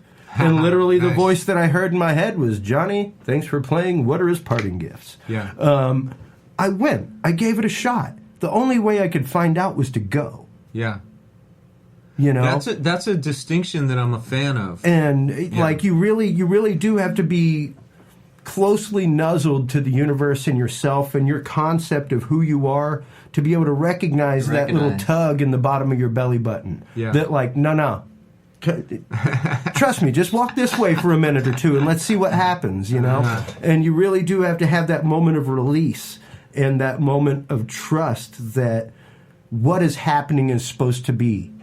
Yeah. You know, that what you're putting out is supposed to be. You know, and it's so nice to hear someone of your talent, of your skill, and with what you write and how you write it, to be saying that, to be saying the fact that you really need to trust your gut, you need to trust yourself and trust the universe and know that what you're doing is right. Like you said, that 80-year-old woman who's still scrubbing floors, she didn't stop playing guitar. She didn't stop playing out because she loves playing. It doesn't matter if she's scrubbing floors. That's what makes her. Yeah, it's an intrinsic part of you. I mean, I thought I was going to be flying around on jets and playing to, 30,000 people a night. And I may still, or I may never. Now I'm realizing right now that it's flying coach playing to 300. 30. Or 30. It doesn't, or 3, as you said. I've had that happen where you drive 150 miles and it's like, hey, 3 people that showed up. Yeah. I actually played, and I'm sure a lot of people have, but I've definitely I played a gig in Atlanta to nobody. Yeah, to the bartender, bro. It was you, the bartender, and a door guy. I can actually say that's happened to me. Yeah. It was just me and the sound guy, and it was uncomfortable at first, and then like 3 songs in, I saw him on the phone, And 2 songs later, his girlfriend shows up. Nice. He's like, "Baby, you got to come. You gotta down. come This down is and check fucking this weird, out." man. Oh, okay. This Yeah. dude's singing songs to me." That's it's getting a little weird because I'm It's the getting only a little uncomfy. Yeah. Anyway. Yeah. But go ahead. Oh yeah, I mean, so just being involved in it is something that I try to remind myself, and you know, I wish. Sometimes I'm, like I said earlier when we were chatting, I'm scared to some words I don't want to say. Yeah. But Say it. you know, everyone has a, you know, people's paths are different, and it doesn't make sense. So, you know, I feel like I'm within the thing that I'm maybe supposed to be doing, and it is what it is after that, you know. So I'm doing it, but you know, so yeah, so but I would love for, you know, one of my songs to take off. I think that some of them are good enough that some famous person could cover one, and then there would be people at my gigs, and things would be easier. That may or may not ever happen, but I will not stop, as far as I can tell. Yeah. Making music, because I love to do it. Right. You know, so that's Well, and you found a path that works for you. You found a formula that works for you, creatively, professionally, that at least provides you the subsistence for your livelihood to be able to continue your creation and be able to continue your art. And that's such a blessing. And, you know, even outside of the Christian sense, it's such a blessing to be able to say, like, when I wake up in the morning, I do what I love. I'm not doing it for anybody else. I'm not making money for anybody else. I am doing what I love on my terms. And it's such an incredible way to live. And that's half of our motto here, you know, solving the world's problems 12 ounces at a time. Making people realize that you, as we close this episode I read it out, as 1,202. Oh, okay. Nice. Sounds about right. Yeah, it's literally, you know, you're the one that puts it out there. You're the one that makes the decision. You're the one that tells the universe, "Hey, this is what I want. Yeah. This is what I'm after." And without that drive, without that dream, where are any of us? So as we close this out, please, Bill Harvey, tell everybody where they can go to find your music, where they can go to buy your music, where your next show is, all that kind of good stuff. My next show, is this live? This is not live, Okay. but it'll be coming out in about a week. It'll be Okay. coming out next Tuesday. So You know, you can find this record, Elephants in the Room, at iTunes and Bandcamp. Bandcamp's great. I love them. Yeah, me they too. make it real simple. Yeah, they They're do. artist It's great. friendly. It's great. It's really my favorite. Yeah. My favorite. So you can find all my records at Bandcamp. You know, and all the bullshit like Spotify and Yeah. you know, Really? Spotify, SoundCloud, all the things that don't pay. But the music's out there, and I'm in I have a couple side projects. I'm in a band in Los Angeles called the Reluctant Apostles, and it's one of the members in the band is Katie Seagal from Oh, wow. the Children. Yeah. And Awesome. that's awesome. That is dope. yeah, man. we have a record coming out soon, and so my next gigs are going to be in LA with that band. Great. Good for you. Yeah. And it's a lot of fun. And then I have another side project called NHD. It's me, Salim Narala from Dallas, and this guy Alex Deason. And we have a record coming out May 27th, I think. And so we have a show in Austin. Okay. Great. May 26th, we're playing. It's on Congress. It's a new club. It's awesome. The Townsend. Okay. Okay. Yeah. May 26th, NHD is going to be at the Townsend. and Fantastic. I gotta it's make it out to that. badass. Yeah. Because it's like Crosby, Stills, and Nash meets The Clash. Ooh. Whoa, this is gonna be dope. It's- Yeah. And Yeah. So and there's a mechanism behind us. There's people working this crap. That's so, it. That's it. It'll be That sounds fun. awesome. Yeah. Well, gotta see that that. is fantastic. We can't thank you enough for coming on the show, Bill. It's been fantastic having you here. I mean, just to hear your stuff over the last few days since Casey introduced us via the internet, it was kind of this. Thanks, Casey. Yeah, thank you so much, Casey Mancebo from Claimer House Productions out in L.A. She's the one who hooked us up via email handshake and made this happen. Yeah. And like I said, I'd love to have you back on, especially whenever you're in town for your upcoming show, things like that. Yeah. While you're online checking his stuff out, please, please, please make sure to go online and download the new Dudes and Beer app. It is available for both iTunes and Android. It gives you access to all of the latest episodes. It lets you tune in live whenever we're live. It lets you actually chat live with us in the chat window. So, you can actually, chat in, talk with us, ask questions. Oh, yeah. You can actually start side stream conversations with other chatters, all that kind of cool stuff. So make sure to go out, download that. That's absolutely free.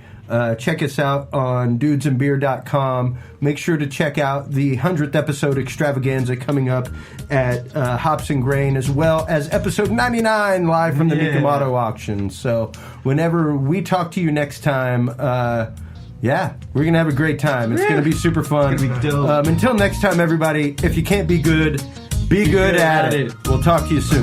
Take care. Bye-bye.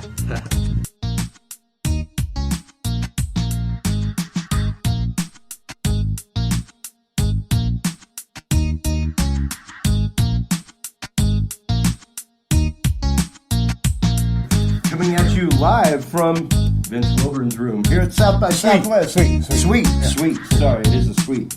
At the Four Seasons. And it's sweet. At South by Southwest. Tell them who we have off camera. Off camera, right over here. We have The daughter of Miles Davis. Sir Miles Davis. Yes, and we also have the nephew of Miles Davis. Sir Miles Davis. Sorry, and Sound man. and Extraordinary producer, production. we did have a great time yesterday. Austin gangster. Yeah, that's right. I'll take that one. I'll accept that. So we're actually here to talk a little bit about the history of Miles Davis, the history of jazz in America, the new movie featuring the Miles Electric Band about Miles Davis. No, it was a movie Miles Ahead, featuring Don Cheadle. Okay. Miles Electric Band Did the soundtrack. No. Right? No? Robert Glasper did the soundtrack. Oh, okay. Scored the movie. And I was very instrumental in Don Cheadle and Robert Glasper playing a part in the movie. Fantastic. Well, and tell us a little bit about the production of that movie, because I know whenever I saw you a couple years ago, y'all were just talking about getting that going. What was that process like? 2006. Yeah. My cousin and I we were accepting the Rock and Roll Hall of Fame Award at the Waldorf Astoria in New York for Uncle Miles. So backstage, they asked, who do we envision playing what actor portraying Uncle Miles in a film? And I said Don Cheadle. And that was 2006, and here we are in 2017 with the movie Miles Ahead and a Grammy Award-winning soundtrack. Fantastic. So it was a process. Yeah. So we flew back from New York to L.A. and the agents, and Don had to convince Cheryl. And how did the script actually come about? It was different writers, and we decided on a kid named Stephen Begelman and Don. They co-wrote the script. Okay. I think Stephen Begelman did James Brown. So Don actually had a part in writing the script. Writing itself. the script in his directorial debut. Wow, fantastic. And how long did it take to actually get the movie shot and everything else? How long was the process between getting the music done and the budget, everything? the Indiegogo campaign, and the Sony Pictures Classics picked it up. He shot in Cincinnati because there's a lot of tax incentives and breaks and film breaks. I think it was 3 months, if I'm not mistaken, maybe 3 months. Wow. They shot the whole thing. Yeah. Wow, fantastic. But Don did a lot of research. And you yourself playing out with the Miles Electric Band, you're the drummer with them. Leader, yes. The band leader. Tell us a little bit about that, because I got the pleasure of actually seeing you a few years ago, the first time that we did the South by Right. Showcase, which is put on by Miles Davis House. Miles Davis Properties. Yes, LLC. Miles Davis Properties. And Which consists of Cheryl, myself, and Aron, Yes. Miles' youngest son. Yes, and it's fantastic. Some of the things that y'all are doing. I want to hear a little bit about the emerging artist concept that y'all are putting on, that kind of thing, as well as the new Miles House charity. Okay, Miles Electric Band. Let's first touch on that. Yeah. That consists of alumni who toured with Miles, and we always feature a different trumpeter in different settings, different concerts. Oh wow! We've played with Wallace Roney on trumpet, Etienne Charles on trumpet, Christian Scott on trumpet, Nick Payton on trumpet. Did I leave it? Oh, Sean Jones. And so we're going to Australia. We're going to Japan. First week in April, we're playing 4 concerts, 3 in Tokyo, 1 in Osaka. Then we go to Australia for 4 concerts. Then we go to Blue Note in Honolulu for 4 concerts. Then we come back. Then we go to Calgary. Wow! But it always features a different trumpeter, and we That's- try to keep it consisting of alumni. Except for Antoine Roney's playing tenor. He did not play with Miles, but. And then some of the, like DJ Logic, turntable. It's 10 guys on the stage. Yeah, So. yeah, and I remember the first year whenever y'all did have some featured members there. Whenever we did the Now show, that was my band from L.A. That was Yeah. Kamasi Washington, who's gone on to blow up. He's Yeah. all over the place. Yeah, and- Brandon Coleman on keyboards and Edwin Livingston, a Dallas native, on bass. That was a little quartet. Yeah, yeah. That was my L.A. band. yeah, and that was Yeah. absolutely fantastic. Pretty big fun. And now, how often does the Miles Electric Band tour? I mean, is it something that it's a constant rotation? Yeah, Y'all take- we've signed with Monterey International, and our agent is Michael Morris, and so we've been doing spot dates, but this is actually the first time we go out for a period of time. So we're looking Okay. forward to it. Yeah. Okay, great. Yeah. Australia, Byron Bay, a big festival in Australia. We're doing that. We're going to Melbourne, and those cities in Japan, and then Hawaii. Now, what was it that actually brought you personally into playing? I mean, of course, there's musical history in your family, everything else, but what was it that drew you to it? I was the little drummer boy in kindergarten, and when Uncle Miles would come to Chicago, I grew up in Chicago, I was always fixated on the drums, the drummer, Yeah.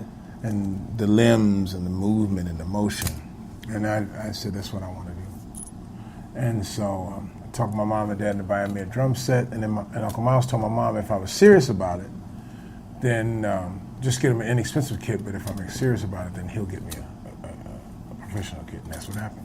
Wow. That's the love affair since kindergarten. Yeah. Yeah. Yeah, absolutely. And I mean, it's the same way with me. I grew up as a Cajun. We played music around the campfire, things like that. And I always saw my grandfather playing accordion. I always wanted to play something. And it actually took me until, I was an audio engineer before I was a musician. Wow.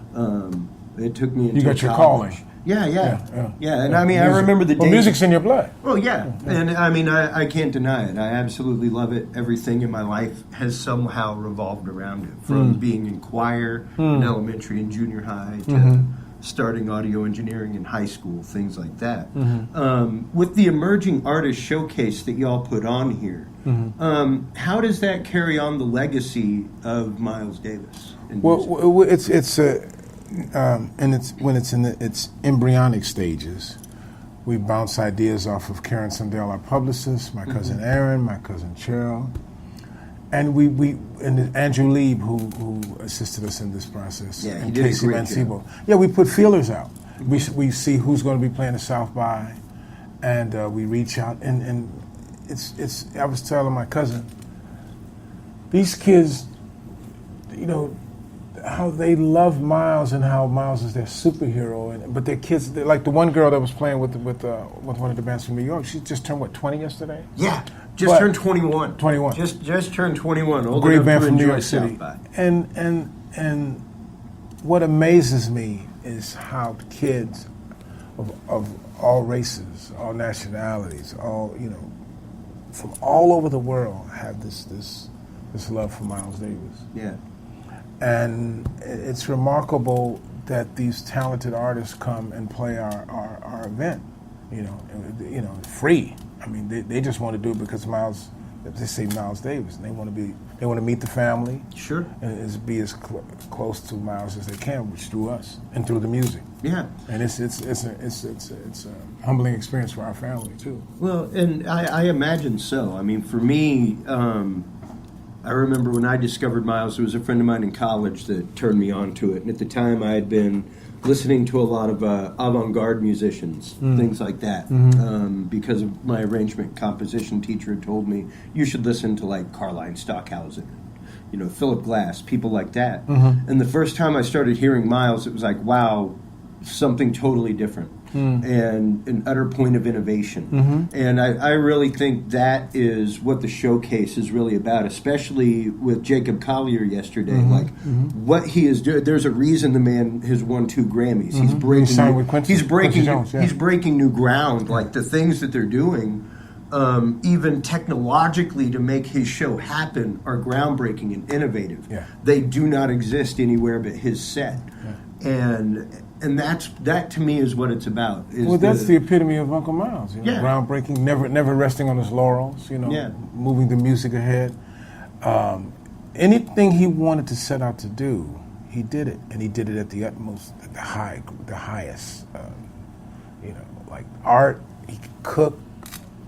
He was conscious about his money. He loved his family. I mean, cars. To work out.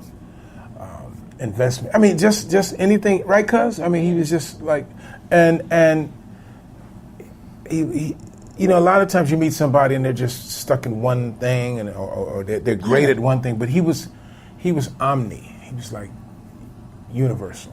Yeah. That his music was universal. He was universal.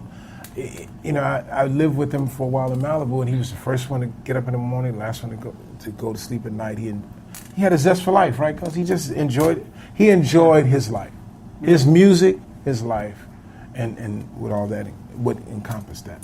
Well, and I really think that's and it's reflected. Look, it's he passed away in 1991, and people still revel over him. Yeah, exactly. Still, people still rally around the name. People still show up. It was insane yesterday. We worked the house together. Oh right? yeah, My cousin was there. The house was crushed. Yeah. I literally and usually those houses, as you know, they turn, they flip, and then people come in and out. Yeah. But it stayed full the whole. It was packed the whole day through, and it was fantastic. People were really about it, and what I loved and what I loved to see was the new Miles House charity. For the restoration of the house of Miles Davis. Tell us a little bit about that and what's going on with that. Childhood home. Yeah. He was born in Alton, but this is a childhood home. Cuz lived there for a while. Cuz taught school in East St. Louis as a teacher. We tried to figure out a way to renovate. First of all, we were trying to get it through grants through the city, and I remember meeting Jesse Jackson. We're talking to him about it, making it a national landmark. And so Lauren Parks, whose mom is a childhood friend of Uncle Miles and my mom, Cheryl's mom and dad, she took it up. She said she made us a proposition. She said, can we take over the house, and can we renovate it, and we'll make it what do they want to do? They just want to refurbish it the way it was when Mother was actually in the home. Okay. And so we donated it to the city. Oh, wow. Because we couldn't get it the other way. Legally and politically we couldn't get it. Not to say legally, but that's the wrong word. But politically we couldn't do it the way we wanted to do it. So we thought this was a great opportunity to let the city take it over. Sure. And renovate it, and the family would stand behind it. Well, and I mean, he was absolutely probably one of the most prominent people to come out of that city as far as the arts and things like that go. So for them to actually take it over and do it back the way it was, and it's coming along great. It's incredible. That's fantastic. I'm so glad to hear that, because it's as a Cajun, I can tell you. our history was told to be gotten rid of. We were told, sincerely, like right now the Cajun language is all but dead. It's amazing. And the musical history even. My cousin was one of the first people to take traditional Cajun and mix it with rock and roll. Wow. And now there are quite a few bands from the area that are doing that are going out into the Nashville scene. And it's really interesting, but to be able to keep those traditions alive, to be able to recognize those traditions in a local area, brings pride to that area, and it really lifts up a community in a way that you can't stop ever. Really, it's a viral thing that happens. That the pride that comes from that, and the history that comes from that. So the fact that the city is actually going through the effort to renovate the house and respect it that way and put it out there is truly fantastic and amazing. Yeah, it's great. Their Great. family has a lot of love for our family. Yeah, part of I'm sure. Lauren's brother was the mayor of East St. Louis. Oh, wow. So so Wow. we go back. Well, as we bring this conversation to a close, because you actually have to check out and get to an airport, We both catch make a a ride to the airport and go through all that fun. Tell everybody where they can go to find the Miles Ahead movie. Tell them where they can go to find the Miles Ahead soundtrack. And tell them one more time where they can go to check out the Miles Electric Band. Miles Electric Band is www.mileselectricband.com. MilesDavis.com for anything related to Miles. I'm Neph of Miles, NEFOFMILES. That's my Twitter and Instagram. Let me see what else.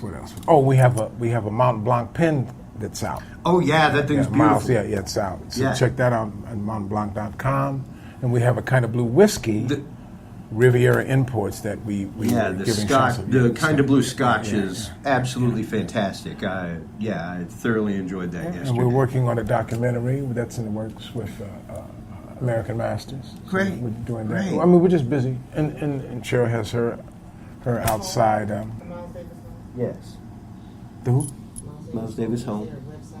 Oh yeah. You know, I think it's. I don't know. We got to Google it because I don't know it by heart. That's okay. I think it's It'll Miles appear Davis right there on the .org. screen magically, I assure you. Is that Cajun magic? That's it. It's the root. Is what that is. But hey, man, love you, man. Hey, absolutely. Thanks so much for taking the time to talk with us. Anytime. And thanks so much again for another great year, another great See you next South year, by. huh? Absolutely. If not sooner. I hope so. Peace I and hope love. so. Take care until Bye. next time, everybody. Thank Keep you. reaching for 11. Peace. We'll talk to you soon. Bye now. Bye-bye.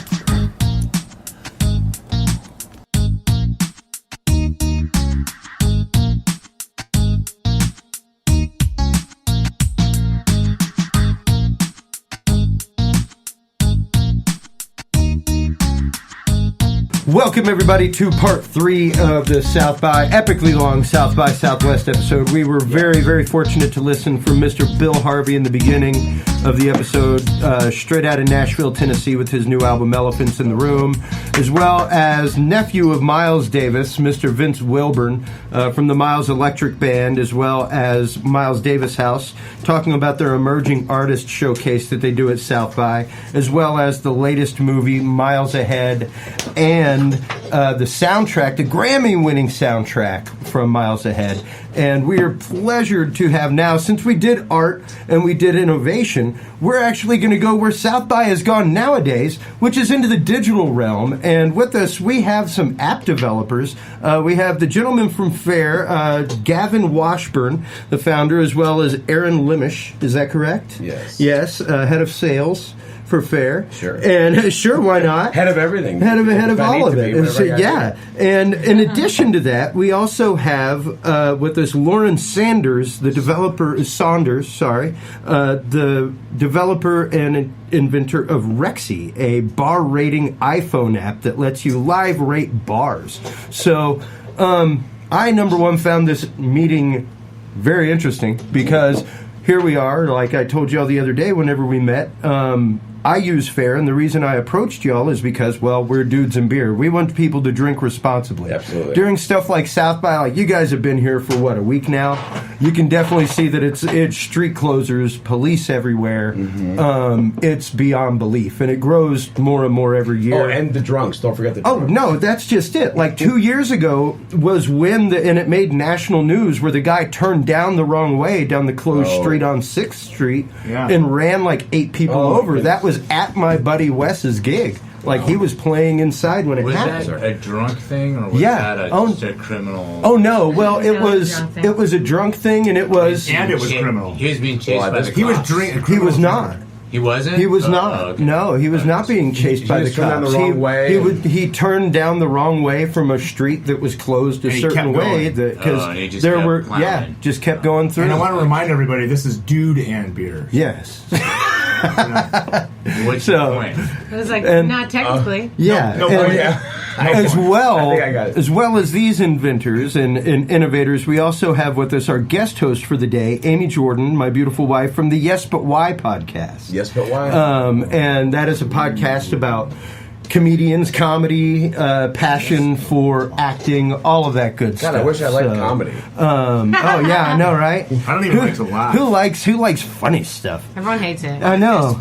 But, look at that. He is creepily showing us his leg, for those of you who can't see on the radio show. It's the laugh now, laugh later. It's like the shaven yak. It is like the shaven yak. I'm a thespian. It's like a lesbian with a lisp. Let's get into fare a little bit first, since I've known y'all a little bit longer. Explain to everybody what fare is all about. Feel free to download the Fare app, everybody. Use code DUDES10 to save money. DUDES 10. That is Dudes 10.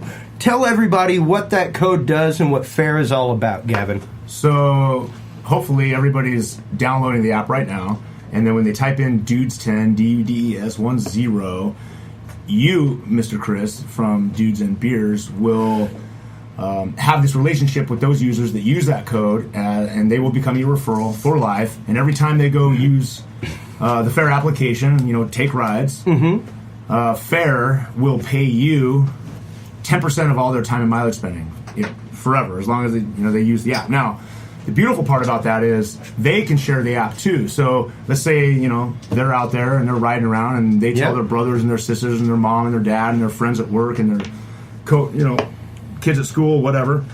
They get the same thing, so they get a unique identifier. It could be like Jamie 1 or Michael 672, and they get ride credits added to their account in real time. So, everybody that they're sharing the app with is out there taking rides. They're getting 10% of all their time and mileage spending, and that's just getting added to their account in real time. Yeah. So if I could just clarify, because I hear this question a lot. Yeah. Oh, it's a multi-level or it's a pyramid scheme. It is not. So a lot of people don't know what either one of those terms actually mean. Sure. But what this is like a built-in loyalty program. Yeah. So I am a Fare user, and I tell somebody about it, and since I did, Fare says thank you. We've given you a kickback, whatever you want to call it, residual, passive income, whatever. 10% of what your referral spends in the Fare app. It's saying thank you without people even having to ask. Yeah. We thought about it we want people to spread the word about our brand, and it just makes sense, to give them something in return without them even having to ask. Absolutely. Automatic back scratch. Well, and I mean, the prime example, like I told you guys the other day when I was in Houston this last weekend for business, I was spending some time with my niece, and she's getting ready to move to Austin. They don't have Fare in Houston yet, rapidly coming, but literally, she was like, every time I go to Austin, I use Fare, and I tell all my friends who are going to Austin to use Fare, and they use my code, and she's got like $80, $90 worth of rideshare credits. Yeah, that's the beauty of it. And she doesn't even live somewhere that she can actively use it. I know. But she doesn't, and she's moving here. You didn't have to do anything. You just share exactly. It. It's like if you like something, we always tell people about it. It's like, I love this. Try it. And, just like my wife's earrings. You were like, hey, where'd you get those earrings? Exactly. It's a natural phenomenon. People buy an approval of others. Exactly. Yeah. So, exactly. It just makes sense. So getting $5 off your first ride, that's great, but then it's over. you know, or $20 even, but it's gone, you know. And even from a company standpoint, like think about it. Like, would you want to give somebody an opportunity to use and abuse you, and then after they're done doing that, you never see them again? No there's loyalty. no ROI. No loyalty. There's no nothing. So. Fair is one of those companies that we're actually trying to be profitable. We're self-funded thanks to very good friends and investors of us, and we're small. I mean, there's literally 5 developers and 6 support people. Yeah, and I mean, since I joined, there has not been a time where you have not been the personal contact with me, where you have not emailed me within You mean hours. my assistant didn't get back to you? No, Bitch. I know. Man. The voicemail on your phone sounded so nice too, and then it was like, "Hey, what's that all about? I know. Who's this dude? Yeah. Wait a minute." I didn't let Siri do it for me. I did it Right. myself. I know. And you know, just marrying that with the technology of Rexi. And the concept of Rexi. Now, how did you come up with that, Loren? Well, can we just say for a minute that we actually ran into each other yesterday at an event that we sponsored. Okay. And what was the event?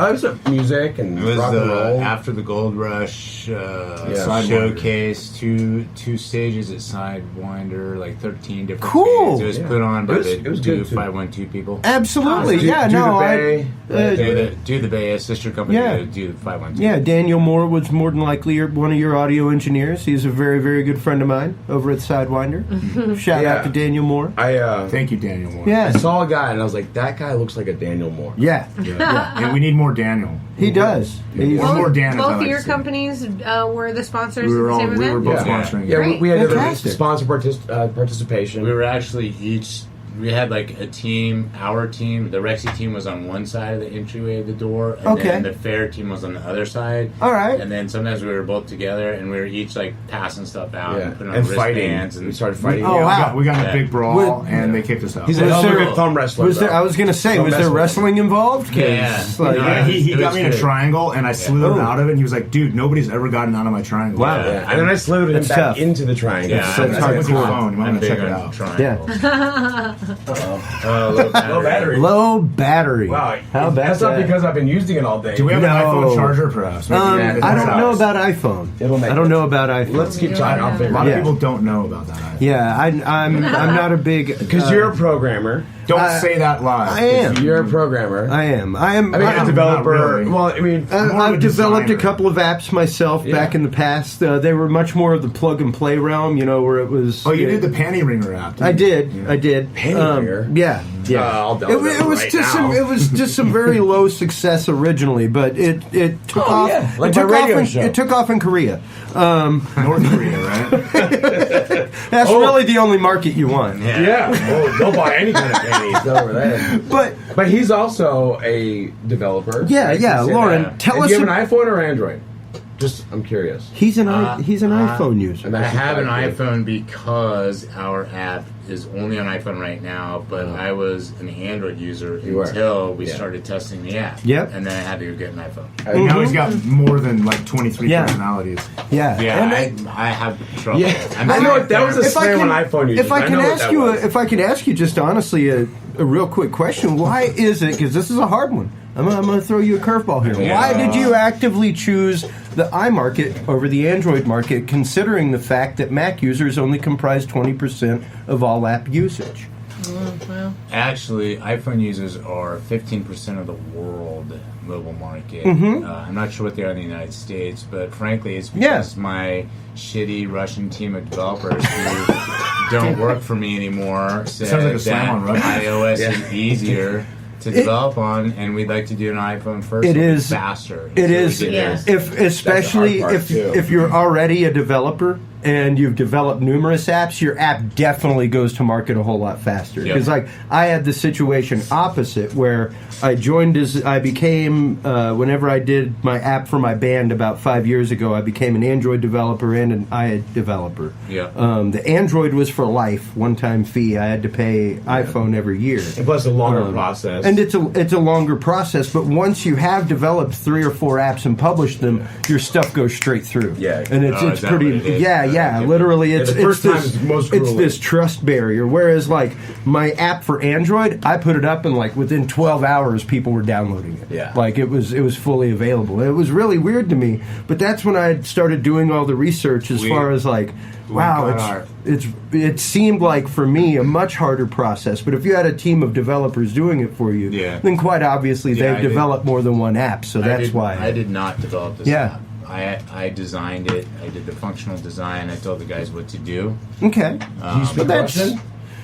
No, they spoke You conceptualized everything. I conceptualized everything. I designed it functionally, and I told them what I wanted, and they built it. Fantastic. But they don't. But the Russians don't work for them anymore. Now it's Portuguese. Okay. So, Are you finding better results, faster results from much that? better. Good. But I was going to tell you that we. I have not downloaded it yet.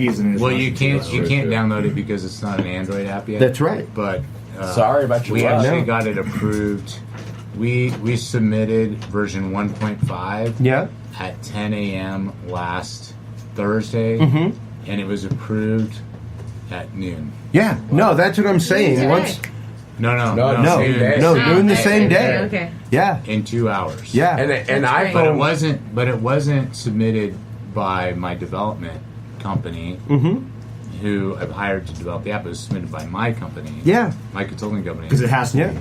Yeah, it has to be. Yeah. So we just I requested an expedited review. Sure. And you get 1 or 2 of those a year, I think. I put because South by Southwest in my description. And they just they fast piped it for you. Absolutely, it was man. really nice. Apple's great. Right? That's great. And how has the launch been for both of you guys over here at South by? Fantastic. You guys go first. Awesome. Yeah. Yep. Good response. Yeah, I'd say overall it has been pretty awesome. Yeah. It's like the situations where you have competition, which we welcome and love, because otherwise it's just not. It's America, exactly. Yeah, and we love it. And we don't have all of the market share because we're the little guys, I guess. Well, you're the new guys, not the little guys. Well, we're all kind of new as far as what's available in Austin at this point. Yeah. I mean, on the surface, what's really going on? That's the whole that's another show. That's a whole nother political show. But it's like they have more money and whatever, more market share. At some point, they went down, and Fair maintained. Meaning the apps crashed. Yeah, the apps crashed. Yeah, and so that's something we can be prideful of because we pre-planned, we had the right things in place. Yeah, because think about it, like if you're trying to get a ride, you want to get out of somewhere, like you want to get out of somewhere. Yeah, and if you can't do that, like it's really frustrating. So you'd think the media and even for our own internal company morale, we can be like, good job, everybody. Like, that's something we can be prideful of. Yeah. So like everybody's like throughput was surging on Saturday night, and then when the other two guys went down, I mean ours just went like ridiculous. Yeah. And really? And we were kind of good. Good for y'all. We were at an event. Good for y'all. And we saw some stuff on social media, and we just left. We all left and went back to where we were staying. We all got on our computers and we reached out to everybody on Twitter and Facebook and we're like, hey, because they were like slamming the other guys. Yeah. And it's like, but people don't understand. They don't care. You might love a brand, but as soon as that brand doesn't support your best interest or can't support your best interest, you slam it. So we went on there. We're like, hey, don't worry about it. Just download Fair and we'll get you home and we'll get you taken care of. I don't know how many people we were able to reach out to in that like 3-4 hour span. Oh, I'm sure. Well, it was I'm sure it was into dozens, Yeah. And but so we did the best we could as far as the social outreach, but we were our servers are we're on an infrastructure that's designed to autonomously scale. So if we start to peak, I mean we won't even hit that peak. It just makes it bigger. Oh, that's nice. That's nice. So, yeah, because quite honestly that is probably my dream. And believe me, Dudes and Beers crashed, but it was because of hack. And as the dude that designs it myself, it took some time to get past it. I mean that's out there for anyone. You can do no, not really, other than just like I guess that's so quick, like a Ninja React. Yeah, it is a little bit flattering. I mean, number one, it was like, hey, all right. That's all right. Like somebody cared. Hack me. Somebody cared enough to hack me. Oh, jeez. Now I gotta beef up security. Great. It's like unfortunately, like we had to earn passengers that way. Yeah. But maybe that's just another notch in our belt. Is that a good? Feather in our...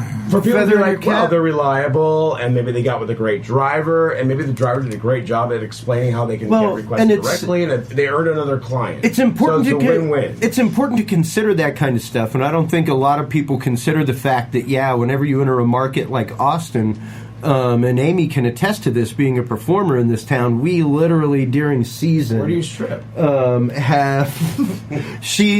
we literally Anywhere she have wants. we literally have about a festival a month in this town. Oh, I know this town. Yeah, is I mean, especially it's legitimately it's like number one in the country. Live music capital. Beyond music. Yeah, forget Yeah. music. Music Yeah. is the tip of the iceberg these days. It really is actually. I do comedy. Comedy is huge. Yeah. Literally, I Art made a and film. joke right when South by started that the only thing I could do to get through South by was be excited reading all the Moon Tower ads because the Moon Tower Comedy Festival is coming up in April, and that's when all my people are coming into April town. So I'm like, 21st yeah, all or right. something? Well, we're gonna come back here. like We're gonna second laugh our week. asses off. Oh, it's so great. Wait, Everybody no. comes to Oh, town. you come back. I heard it's like you're going to get in so some great. trouble. What, Y'all come back. 10 venues? As long as I... Yeah. I won't be busy with South by Absolutely. stuff at that It is- point. comedians. And it's literally like it's crazy. 4 or 5 years in, and on the first year, it was just like killer immediately. Yeah. So, I mean,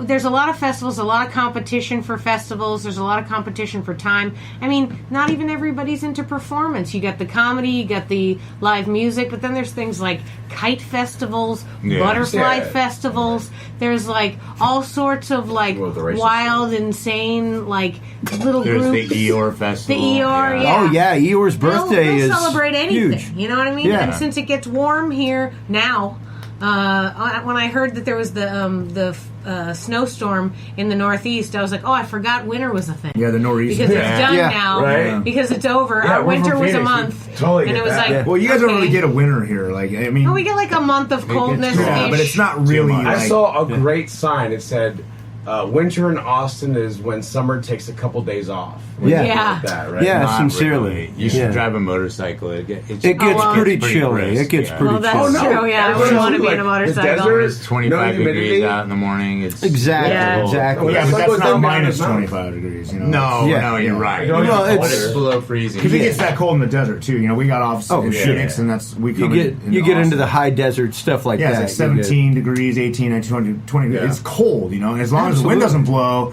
you can survive, But, Yeah. Lauren, it are you is like local? these folks that are in Chicago fantastic. and Minnesota. Well, and Yeah. let's hear a little bit more about Rexi, and the tagline is "Own Your Night." Yeah. Explain that to us. Explain because, like I said, Dudes and Beer is number one, all about being out on the town, and number two, driving responsibly and being safe. So you came up with an app that actively lets people live, real time, rank bars and venues, and you can actually see what equates to a heat map Yes. of action in your local area. Yep. That's So, right. lay it down for us. Where did this idea come from, and how did you actually manifest it? How did you make this come to life? Because it's phenomenal. Well, first of all, it's not really that phenomenal. It's kind of like, I mean- because I'm like being the humble. fifth person to come up with this idea at least. Modesty Hour ended. Well, there was the hookup 35 app where minutes you ago. could find people that were into the Listen, same things as there's you. been but- other companies that have tried this app and failed and Yeah. been funded with millions of dollars and Oh, yeah. poorly squandered Right. it. Everybody else is an idiot just because they didn't execute it properly. That's what it comes down What we to. did is we executed it properly. So other people made mistakes, but we're not going to talk about that. So what happened was I was literally in a rideshare ride, and I won't say any names. Evil. On April 1st last year, My birthday. I was on my way to have drinks with some buddies of mine. Yeah. Stop it. And I was thinking about where are we going to go? And I was thinking about how my buddies, they like a different drinking environment than me. They like a different crowd level. Yeah. I like upscale. They like dive. I like women over 30. They like college chicks. I was like, where can we go? I wish I had like a ways for bars that could tell me where to go right now. Sure. Like what's going on. And that's where the idea came from. I've actually been an application developer for a while. So, All right. and I've studied a lot of startup theory and how to do it. And so I started out with some screen designs that I got from Russia. I talked to people at bars, and they would look at the screen and they'd say, "Oh, that's cool. What's it called?"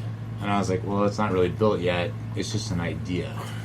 But 9 times out of 10, anybody who was at a bar would get it and they'd want to download it. And so I just kept going. I kept building and building, and we iterated the app and made it what it is.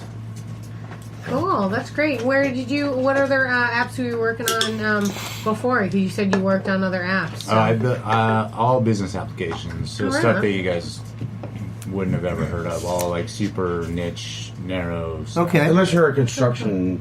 Unless you're a civil civil engineering company or architectural company. How do you know that Chris isn't a civil engineer, though? Well, I've got some pretty high-tech apps on my stuff that actually like let me find resonant frequencies of rooms and do all kinds of calculations like that for AV. You know, projector calculations where it's like, oh, here's the projector I'm using, here's the distance I'm projecting, here's the lens I should use. Chris, remind me, and just real quick, we need to talk about near-field scattering. Okay. Sometime. All right.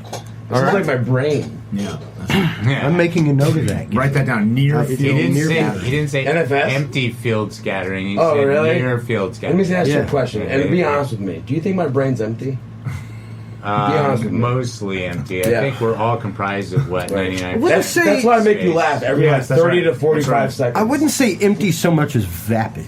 Vapid. I don't know what that means, but I'll take it. I like that better than empty. That's why it's vapid.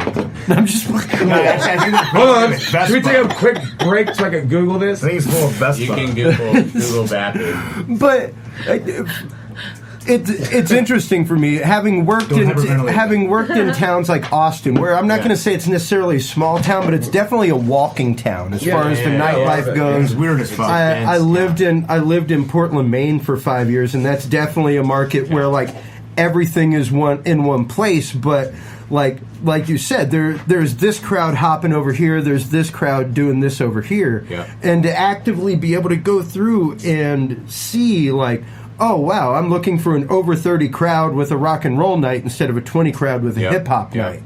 You know, how did you actualize that? I mean, because there's one more story I got to tell. Go for it. What happened with the crowd thing is, so me and my buddies used to always go to the W, and there's a certain kind of crowd that is usually there on Saturday nights, and we went there one night, and it was completely different crowd. And we were not into that crowd. We're like, whoa. Was it an event? Or was it like just random? Like an event or what? But it was just like... different night of the week. We're like sore thumbs. Tuesday. We need to leave. Like, let's go find somewhere else. Well, but where do we go? Like, this is our I walked spot. into a local vampire gathering one night. Where? I'm in. And it was like... well, this is an interesting crowd to be in. Basically, the way we do it right now, because we're new, and we literally have like 150 people, unless all the millions of people that listen download the app, then we'll have 1 million people. But the deal is when you look at the map, there's a bunch of bars, right? Sure. And the bars that are busy light up and turn red. The bars that are quiet stay blue. And quiet, it goes back to quiet if you don't have any ratings for 2 hours, right? Because it's a real-time thing. That's awesome. Tap on a bar to see what it's doing, and it shows you comments and photos and what the ratings are that people have been putting in. It shows you when the last rating was, right? And so when you tap on a bar to see what it's doing, you can, if you're there, you tap on the rate button to put in your data. So it's exactly like Waze for bars. You're telling people what's up. No, maybe you should explain what that means, because not everybody's known Waze. So Waze, so the technical definition is crowdsourced data about traffic. Absolutely. So what that means in layman's terms, or in beer drinkers' terms, or in Radio Pigs' terms, is that in dude talk, the app allows you to put in your own opinion about how the bar is doing, and anybody else with the app sees your opinion instantaneously. And your opinion is comprised of a rating, like a star rating, 1 to 5 stars, what kind of crowd, what kind of music, male to female ratio, kind of like, is it mostly dudes or mostly ladies or somewhere in between, right? And then you can take a picture and then all of that stuff is viewable in the app by all the other users as soon as you post it. And it's anonymous. So there's no stalking, there's no usernames, there's no like, what's that girl's great. face? That's great. Oh, So yeah, it's all about definitely. safety as well. It's Exactly. There's one thing about the great. opinion aspect that you forgot. No, it's that. Is that they all stink. All the opinions are terrible. Well, you know what they're like. Yeah. Well, you know, in this town where Twitter got started just a few years ago at South by, Yeah, I didn't know that. It's Is that exactly. really? Oh, yeah, I didn't know that. Twitter was shit. announced at Interactive South by Southwest. 2 years ago? Not 2 years ago, multiple years ago. But numerous years. I've been in prison for 6 years. And it's such a it's all opinion. That's pretty much what Twitter is. Yeah. So it would seem like a perfect app for this kind of community for sure. it was- I mean, Austin for sure, and then other cities that I'm aware of that Here's the function that thing way. about Rexi is that we're launching in Austin as of yesterday at South by. Nice. However, Rexi works right now everywhere in the world. So anyone who's at South by right now, they can take it home with them. They can download it from home. But yeah. So the funny thing is, like, if you go to Tokyo, Yep. you could see that our app doesn't support kanji characters yet because you look at all the bars and all the titles are just question marks. It's really fun. They're all just ASCII characters and stuff. Really? Yeah, but if you go to Paris, you see all the bars in Paris. You Sure. go to Ibiza, you can see That's all the bars great. in Ibiza. That's great. So we actually have 5 users in France right now because a friend of Fantastic. mine went to France and all his buddies downloaded it. So it's kind of cool. My question is, because believe it or not, we've got some fluctuating numbers, but our 3 largest audiences, we finally become popular in America. Yeah. Home market, gotta love it. Before that, it was Russia. Oh. We had quite the contingent of people listening in Russia. Sorry for bad mouthing. That's you all guys. right. That's I mean, all right. I love No, them. it's They just those just specific people. No. You Yeah. didn't Something badmouth against Russians. No, you no, badmouthed it's those those- Russians. But actually, wait. Let me, Those let me- specific people that are in a people. hurry. But I Always have Russian. to say something. They, the Russian team, they're the ones who came up with the original visual design of the app, and it's beautiful. And everybody loves it. They just were not very good at building the app. Yeah, actually So, making the gears move yeah. together. We should also, before I forget, we should also probably tell people how to get the app. Absolutely, both of So the apps. it's in the iTunes store. It's free, and it's spelled Rexi, Rexi. Nice. So And why the name Sexy with an Rexi? R. Because it's sexy. Rexi, because it's a long process, but we actually started out calling it Heat Map because it's a heat map of what's going on. That's not very Awesome. Rexy though. No, but that's Rexi very is way- nerdy for people like Yeah, me. yeah. Rexi I like it. Rexi's We way have a whole better. other We had app for so that. we had to rename it. Okay. And someone said to me, "Hey, what about the idea of like the young lady that you know who knows everybody and knows everything that's going on, right? She's like the social butterfly. Yeah. Right. Like, what would her name be?"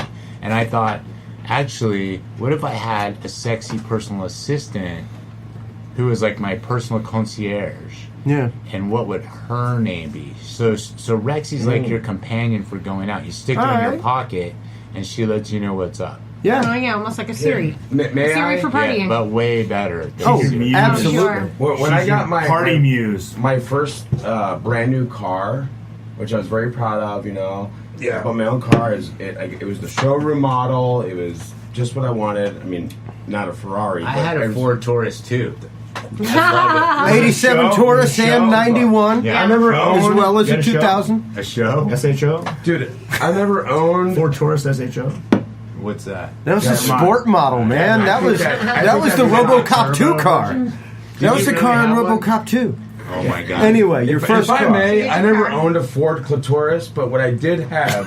is You're my the only first one on You don't want to own one, you just want to rent them for the night. All right. So Shut the fuck up, Go all ahead. of you guys. Listen. Wait. Are we allowed My to say point- bad words? Yes. It's not fucking terrestrial Fuck. radio. All right. Go ahead. That's why we do this. Go ahead. Well, fuck it now. Forget it. I'm not even tell you the punchline. Go fly high. No, my car's name was Oh, don't Roxy, cry. all right? That's Dude, all. that's All right, awesome. all right. I had a car named Snoopy. I would have done Roxy, Not even does except make a Roxy sense. is a surfwear brand.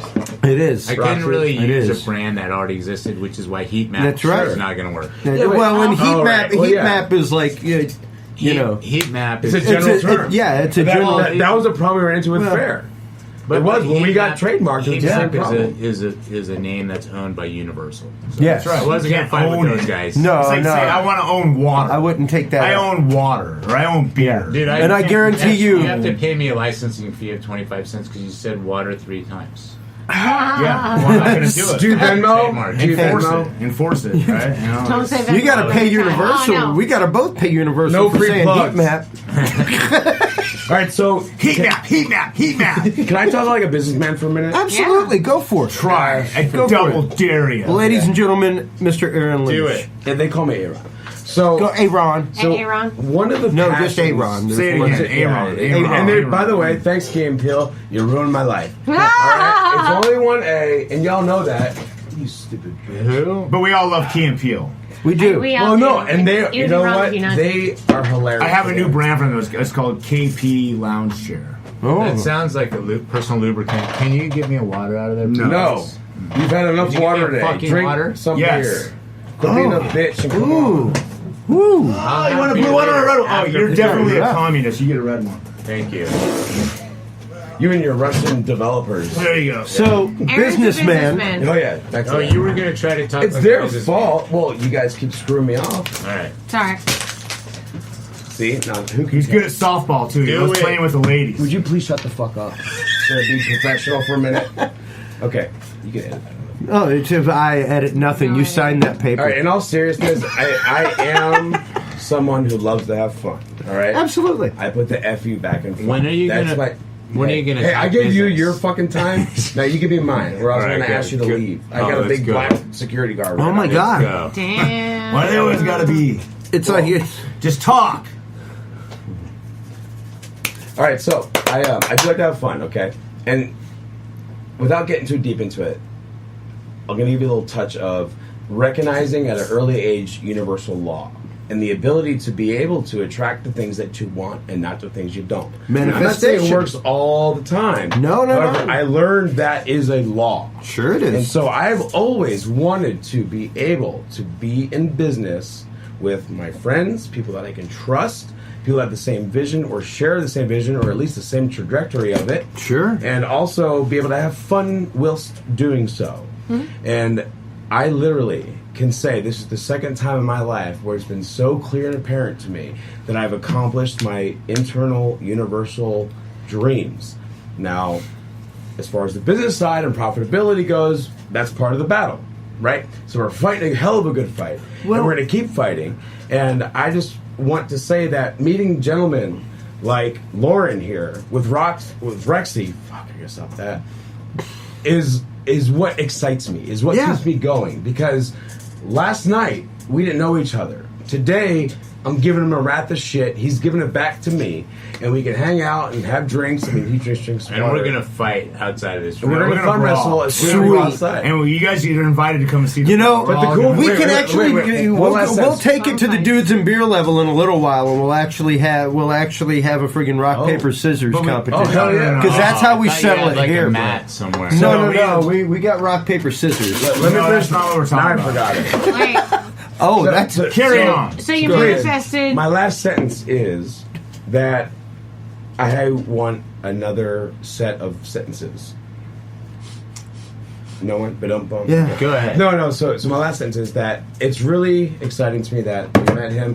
We found a way to cross-mogenate and see what we can do to work together, because that is what it's all about. That is what FAIR is about. It is about being able to be involved in the community, giving a service to those that want a particular type of service, niching out, and doing what Gavin and I sat at my fucking kitchen table working our brains off for months and months and months and months and months, and we're able to do that. So I thank the universe, I thank God, I thank my family, I thank my friends, I thank all of you here, I thank all the people that download the app, and all I can say is, like, we're real people, and we want to be with real people. That's it. So that, now I'm like all the I'm, fakers I'm and the haters. We don't want any part of it. No, and Go ahead. I'm honored that Aron says he manifested me. That makes me like a otherworldly creature. You know, you're part of the benevolent universe. If you go through and listen to episodes of Dudes and Beer, and especially Thinking Deeply with Dudes and Beer,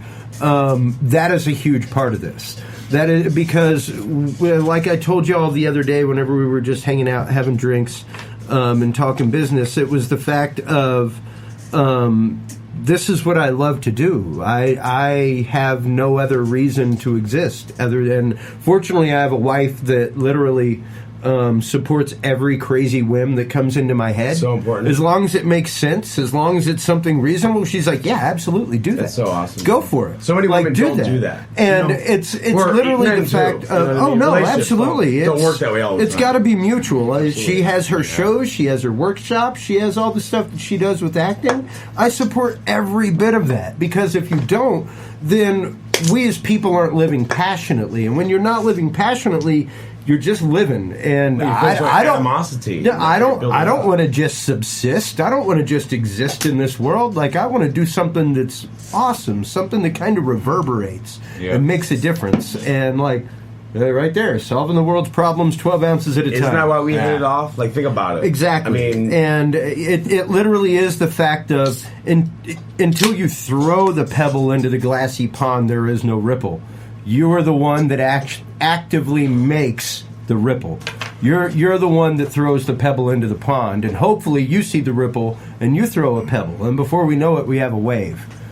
So, Chris, and that's how it works. So we came in here a couple days ago, and you just actually stole a gem from my mind. I was thinking about it, and I was actually thinking about. I'm creepy like effect. that. Oh no, absolutely. But then the ripple effect, same thing, right? And then you talked about throwing the pebble in there, but like we were having a conversation last time we were here. It was very much in harmony with what Aron was saying a minute ago about people doing things with like purpose, deliberate creation, and absolutely all that stuff. And you and I and Aron, we didn't have a lot of time to like really go super deep, but I knew right away, like we're in a room here with a couple of guys that. Dudes, I should say, that and get do it. That and the dudette today. No, I'm saying the other day. Oh yeah, Steven. My bad. Steve-O is not here for this last part. I know it kills me inside because it feels good to be amongst others that get it, and the whole universe thing. Like, we're all part of it, and we're all. It's like. It's amazing, and the law of attraction, which is kind of, it's almost like a cliche now to even say that, but the fact remains is that it's physics, man. I'd love to say that I hadn't been shown. It's a law. It is. It's, and it's been proven over and over, and that's what we're in the business of is doing business with people. Yeah. We're a people business. Yeah. We're not business to business. Granted, we do business with businesses, but guess what? Those businesses are comprised of people. We're not trying to do robots that. And we don't want to do businesses that have people in those organizations that suck at being people or suck at being nice to other people. We don't want any part of that. We don't want part of haters. We don't want part of fakers. We want to be here in Austin, and we want to be symbiotic with everybody that loves Austin. Quite honestly, loves being in service of others. Two of the things that whenever I was first approached with FAIR, whenever I signed on with Revolution Digital Network here in town, and then went with you guys afterward, it was literally the fact of, number one, if you liked your driver, you could request your driver. Yes. Yeah. Which makes perfect sense. Why would you not be able to do that? Yeah, exactly. That's asinine to not be able to do that. Yeah. What's the point of having a ride service if you can't get the driver you like? Well, that's just it. But here's the thing. Especially whenever you're talking things like South by, you get people like Vince Wilburn JR. You get a lot of high end people. They call and they request the same driver from their driving service because they know they can. They know they can trust that dude. He's gonna be on time. He's not gonna give him any lip. He's not. He's gonna do what he does. That was the primary fundamental thing because people like people. Yeah, people want to be around people they like. And Aron was driving for Uber. He lived right around the corner from me. Yeah, and I would request an Uber to go out, hoping that I could get Aron to pick me up. That's awesome. And I never once in my life got Aron to pick me up. But that's he could come and park in my driveway, and I would request him, and I wouldn't get Aron. Well, I'm like, this is bullshit. You know, the funny thing about it too is I remember when Fair first started, the reason why I was like, you guys have one view of the whole thing, and it's interesting to hear how it got inspired. But from the point of view of being a woman, all of my girlfriends were happy that they could request someone they felt safe with. My sister, didn't necessarily, they weren't able, you know, if there was some creepy dude, they could be like, nah, I don't want that guy to be driving me around. I don't want him to have that. Yeah. Like, that was such a big deal. When that started to happen, people were like, yeah, thank you. Well, because all the news came out. And at some point, women or anybody for that matter would be able to request, like, maybe certain parameters, and this isn't in place yet, but certain parameters where you could say, like, I am a woman, I prefer a woman driver. Sure. But as of right now, as a woman, you take a ride, and of course, if you reach out to Fair Support and you say you want a woman driver, we will give you a recommendation. Sure. But when you meet that person, woman, man, alien, what have you, and you add them as a preferred driver, now you can schedule, and you know that you ever. Now, if they're not available, maybe they can recommend a driver. People buy on the approval of others. Exactly. So if you have say, hey, here's a referral, like here's another great driver, or hey, I'm sorry I'm working, but Gavin's an amazing man, you can ride with him, and you might trust me to We do have 2 aliens moonlighting as human beings on our platform. Fantastic. Fantastic. Cool. It's us. Perfect town for that. My other thing that I loved is someone who travels for business, as someone who goes all over the country for corporate AV. I can schedule a ride 7 days out, with my favorite driver. So, like, I go to Miami for a show. Sweet. Raul's been my driver the last 2 times in Miami. I like Raul. Hey, what are you doing 6 days from now? I'm coming into town for a gig. Please come pick me up. And a smart driver will say, it's great. I will service this client. Damn right. For business. Damn right. And repeat business. Well, I mean, that's the whole point. Why would you not do it? Isn't that what business is? Like, you want your people to, like, you know? It's very common sense and extraordinarily logical. Business. And it doesn't cost anybody anything. They don't have to do anything out of it. They're already doing what they already would do. Exactly. Automatically. Like, it's like what people do. You know? So Gavin and I love that word. Well, we're sold to you for about 40 I've been using it in emails for 2 years. No, you have you really? Another reason why I wanted to kiss you 7 years ago, though. Yeah, but God bless you. Is that a fair feature? Hey, you manifested me, and you obviously put the word in my brain. I think you're being sarcastic now. Well, you manifested us as well. Yeah. Yes. Yeah. No, fair is fair. The real question is, did I manifest all of y'all? Yeah. Yeah, and we manifested you. Yeah. It's all. It's all big manifestation. Mutual manifestation. Yes, absolutely. Mutual manifestation is a big deal. It's a movement. So and it's real. And people that get it, and people that don't, you know, they're like, that's right. That's what I was being subtle about it. I used to be subtle when I was in my 20s. I know. It'll come back to you when you get to your 40s, I promise. You promise? So you'll be back in the club again soon. Don't worry about it. Go ahead. So what inspired you guys to get started in this kind of thing? I'm always interested to see, like, what was the path that got you here? To figure out how, you know, like, my podcast is about artists, and I usually talk to them about, like, where did you get started, what's the path of you, and where are you in that progress. But, like, for you guys, what inspired you to start this app, to get this going? You said you spent all that time at your kitchen table, so, you know, what was going on that you were like, you know what, I need to do it. I know your question. You're talking about Fair. If you get these, I'm talking about Fair, and you can tell us the story too. I wanted to repeat the name so that anyone listening. Sure. F-A-R-E. Fair. Yes. Go ahead. That's right. All right, if I may. May I? Yeah, go ahead. All right, so the short, long story of it is... I'm going to give a little bit. I want a little bit of self-pity. So I was in business with. Actually, Gavin and I were in a couple of business ventures before. I was project managing some digital marketing stuff, and I put on a 420 festival in Phoenix, which was the first annual thing. It was quite an experience. I was trying to open up a vapor lounge for cardholders, aka medical marijuana patients.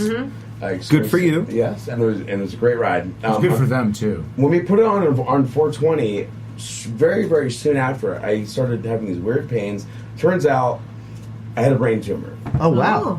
I had a pituitary tumor. It's called Cushing's disease. Yeah. You know it? I am aware of it. Out of this whole table, you're the only one who knows it. Wow. Other than him, because he gave it to me. But it's very uncommon. It was my gift to my best friend. It's very uncommon. Lovingly. Because I had one too. You can get it in 3 different places. You get your pituitary gland, your pancreas, or your lungs. I got it in the brain, and your pituitary gland but still have a problem.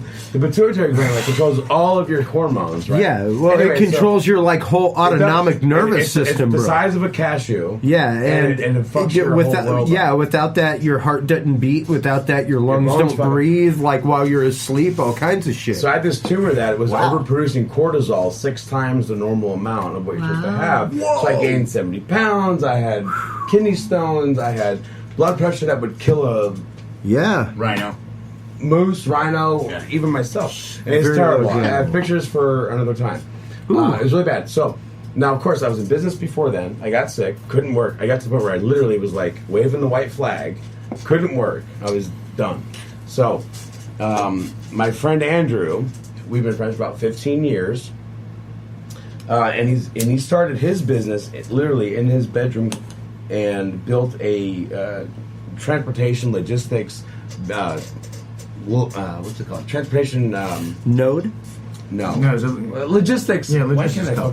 Brokerage, freight brokerage. Okay. All right, so he grew it from his bedroom to $500 million a year. Wow. All right, he has lots and lots and lots of money. I was there when he was a bar back for the bar in which I used to piss on. That's awesome. Okay, so when I was doing internet radio back in 03 and 04, he listened to a couple episodes. Anyways, that came to a stop.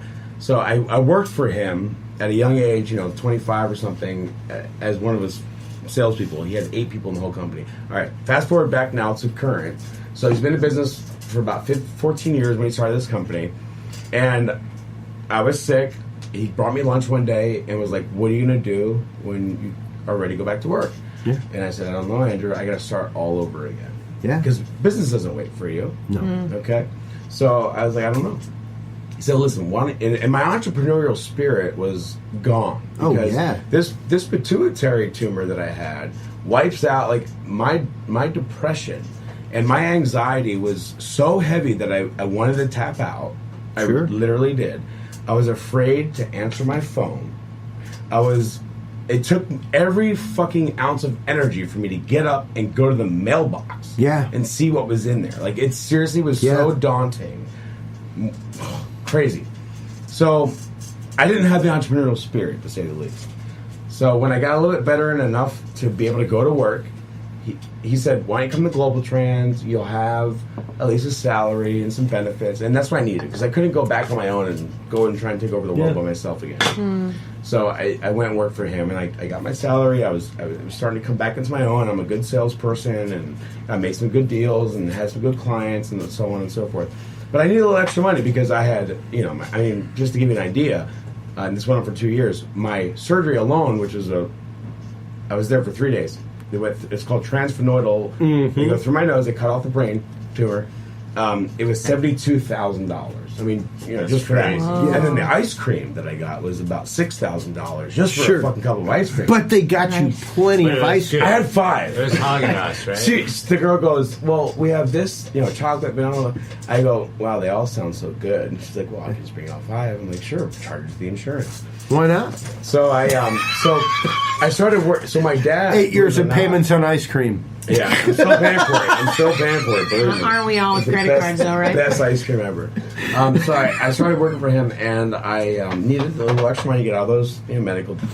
And my dad, who's a dinosaur, started driving with Uber because he's retired. He wanted some extra money, get out of the house, not watching Fox News all day. And so he wouldn't drive at night with the drunks. So I would drive at night. Thursday, Friday, Saturday nights, and it helped me make some additional income. You mean he would go drive drunks? No, not drive with drunks. No. My dad doesn't drink and drive anymore. Yes, hopefully. No, I'm just kidding. I obviously don't. What if I did? And I'm like the Fair's founder. I'm like, I drink and drive. Well, you're not a driver for Fair, so it's all good. Not anymore. No, I mean I will. We don't drink and drive anymore. No, we don't drink and drive. No excuse. There's no reason. No to. reason. Exactly. No excuse. No reason to. Anyway, I'm sorry. So my father. My point is, my father was driving during the day And I was like, well, he's not using his car, so I'll drive at night. So Thursday, Friday, and I had a great time with it. And back then, I was making $1.25 a mile gross. And after the 20% payout, you're still making $1 a mile. And at that point, you can actually make some money. Sure. Okay? Especially when it's like a part-time job and it's fun, it's flexible. But I would pick people up. And, being a drunk passenger for as long as I have been, I figured, okay, I've been sentenced to a year of Uber driving to, see what it's like to drive drunk. It's karma, and it's fine. Because did you have to sign a contract to drive for a year? No. Okay. I used to tell people that, but I would, they'd get in the car and I'd act like an Englishman for a while, or an Indian, or I'm pretty good at accents, so I would do all these things. Oh yeah, man, I'd have fun as hell with it. People used to say to me, they would say, "Man, you're the best Uber driver ever. Like, how can I get a hold of you again? How can I ride with you again?" And I was like, if they think that this asshole and me roll the dice, son, is fun to ride with, I'm sure everybody else was feeling this too. Yeah. And so I had fun with it. I made some money with it. Great. And I was like, and this is when I started getting my entrepreneurial spirit back. Mm-hmm. Yeah. Okay, around this time. And I thought, why can't you, great technology, but you can't build a business, you can't build a clientele, you can't get requested directly. It's a one-shot deal. You'll never see the people again. But what if you had a way to actually build a clientele? Because I was 25, and I decided to stop drinking and driving, okay? I know that's bad, but hey, we've all made our mistakes in life. And I stopped, and I used this company, free plug, Suburban Elite, sorry. And they had a fleet of 5 or 6 SUVs. Gavin and I used to use them all the time around North Phoenix. And, they became friends of mine, right? Friendly. Meaning, hey, I'm at my house, come pick me. Okay, they knew my address. Hey, we're leaving the bar. Great. It's close to 2, Aron. Do you want us to grab you a 6-pack before, because we're going to after party. So that personal service was kind of removed from the awesome, amazing technology that was brought to our forefront. Sure. And if you ask me, that's the biggest societal changing technology since the smartphone. Yeah. Is what Uber did. All right? So, what if we combined the two? What if we mixed them together? That would be cool. So that is how it started. And Gavin and I would talk about this, right, Gavin? I used to be like, hey, dude, here's my ideas. I'd be driving, I was driving with the rideshare companies, and he's like, we talk about it. I'm like, dude, here's what's missing. So, we were starting to collaborate on it. And then I had lunch on April 23rd, 2 years, not quite 2 years ago. It would be 2 years, just April 23rd. And with my good friend Andrew, and he asked me how it was going with the rideshare thing. And I explained it to him. I said, but here's what's missing. Here's what would be really cool. Yeah. And he said, what if we started our own app? And at the time, I was like, you want to take on Uber? Are you crazy? Yeah, hell yeah. But I thought, well, fuck. I was getting ready to go back into business for myself anyways. Damn right, why not? And so I was like, great, yeah. And he said, look, I'm working on these other 2 companies. I can't focus on it. Can you focus on it 100%? Yes, I can. 100% I can. And so that's where we started. I went to Gavin. I said, dude, we got it. And we sat down. We were in my garage, and we started talking about it. And then I went up to Boulder, Colorado, met with the developers in which he was using for his other projects. And I sat down with them, told them what we wanted, and they said, yes, we can do it. He struck a check, and we started, and here we are. 2 years in the making. It's been up and down and sideways and over and out. But I know one thing. Oh, sorry, Frank Sinatra, thank you. And here we are. Gavin is one of those dudes. Not only is my best friend, but he's one of those dudes that is super, super fucking reliable. I don't have to worry about shit with him. I don't. Never. And, he will always be a lifesaver to me. He'll always be my man that I can be like today, we met that driver. I was like, dude, I got to answer these text messages, these emails. Can you talk to him? And I didn't have to say what to talk to him about. He knew. He already knows because we're on the same page. Right. We know. We have a common goal. We're a mastermind alliance is what we are. And we know we want to accomplish. And we met a gentleman like Rexi, like Loren with Rexi. And we didn't know exactly what it was that we were going to commingle at the time we first met. Oh, God, but man. But today at lunch, we knew. We figured it out, and I think we have something fucking golden here. Yeah, Great. Most definitely. And, it's interesting because the other day we got some of your stories. We were all just hanging out. We all swapped stories, personal stories. And spit. And, I mean, just kidding. What happens in these walls is sacred. And disgusting. And horrifying when it's not on camera. But even Gavin's story to me and how he came to this and where he came from to where he is now was utterly interesting. Give us just a little taste, and give my wife a little taste of some of your history and where you came from and where you started out with and where you are today and how you came to this. I'm a web developer. That's my background, at least for the last 16 years. Yeah, self-taught though. Come on. Yeah. Self-taught. You know, well, everything I've done in my whole life, I never went to school for anything. Bring it. And you learn how to spell on. My dad told me when I was a kid, he's like, you don't have to go to college if you don't want to. You know, he's like, there are internment camps for brainwashing and stuff like that. All right, his dad's very so I didn't go to college. I actually did chase some things girl. My son will hear.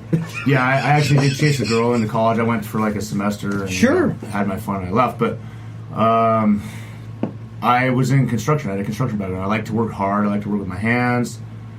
Ultimately, I broke my back in 1997 and I woke up New Year's Day, 1998, paralyzed, and realized I needed to figure out a new way to make money. So I went into middle management for a home builder in Phoenix, Arizona.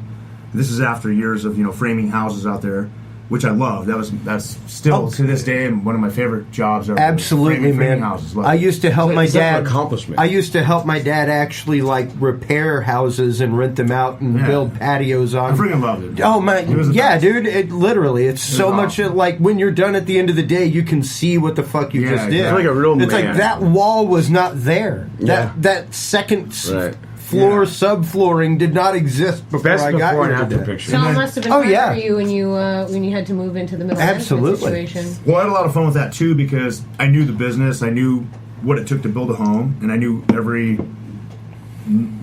aspect of building a home. Yeah, nobody could take you for a ride. Like you knew what was from going compacting on, the soil to putting the freaking shine on a kitchen faucet. So I was basically kind of like a hybrid, construction guy. I would do the walkthroughs with the home buyers when they would, when the home was ready to be delivered. I would do like the 2-3 hour walkthrough with the people and walk them through their home and explain everything to them. And I was really good at it because I knew everything that went into a home, and so I enjoyed that part of it. I enjoyed telling people about their new home. And so I did get a little bit of reward out of that, but. What I didn't like was being in middle management, and so I had to start, learning something else, and I started watching YouTube videos on building websites, and I built a website, so I put some ads on Craigslist, and next thing you know, I started getting phone calls and emails, and I started building websites, and 10 years went by, and I had a nice little portfolio, and my friend Aron here was selling websites for a company, so he was throwing me work, and then that's how he and I developed a professional relationship. And then this whole fair thing came around, which we didn't know the name of it at that point, but obviously I was really excited about the challenge. We didn't set out to He's open-minded to take on any project. I mean, we did a lot of other things. That's what I love about him. He'll do anything. We did some other things before that were challenging, maybe even more challenging in some regards, but this one was very, very exciting because we had some real money behind it. For guys like us anyway. Yeah. And it was all in the family, and it was friends. It was all friends and family, and I loved that. Yeah. And that's what I was in it for. And I was like, whatever Aron's doing, whatever Andrew's doing, whatever these guys are doing, I want to be a part of it because they're my friends, and we got a real shot here. So that was why I got involved. And we've had a lot of bumps. And, probably myself more than anybody, but that's all from a personal world. Over the last year, I had some things happen last year that really threw some curveballs. That was some real shit in me. Real shit.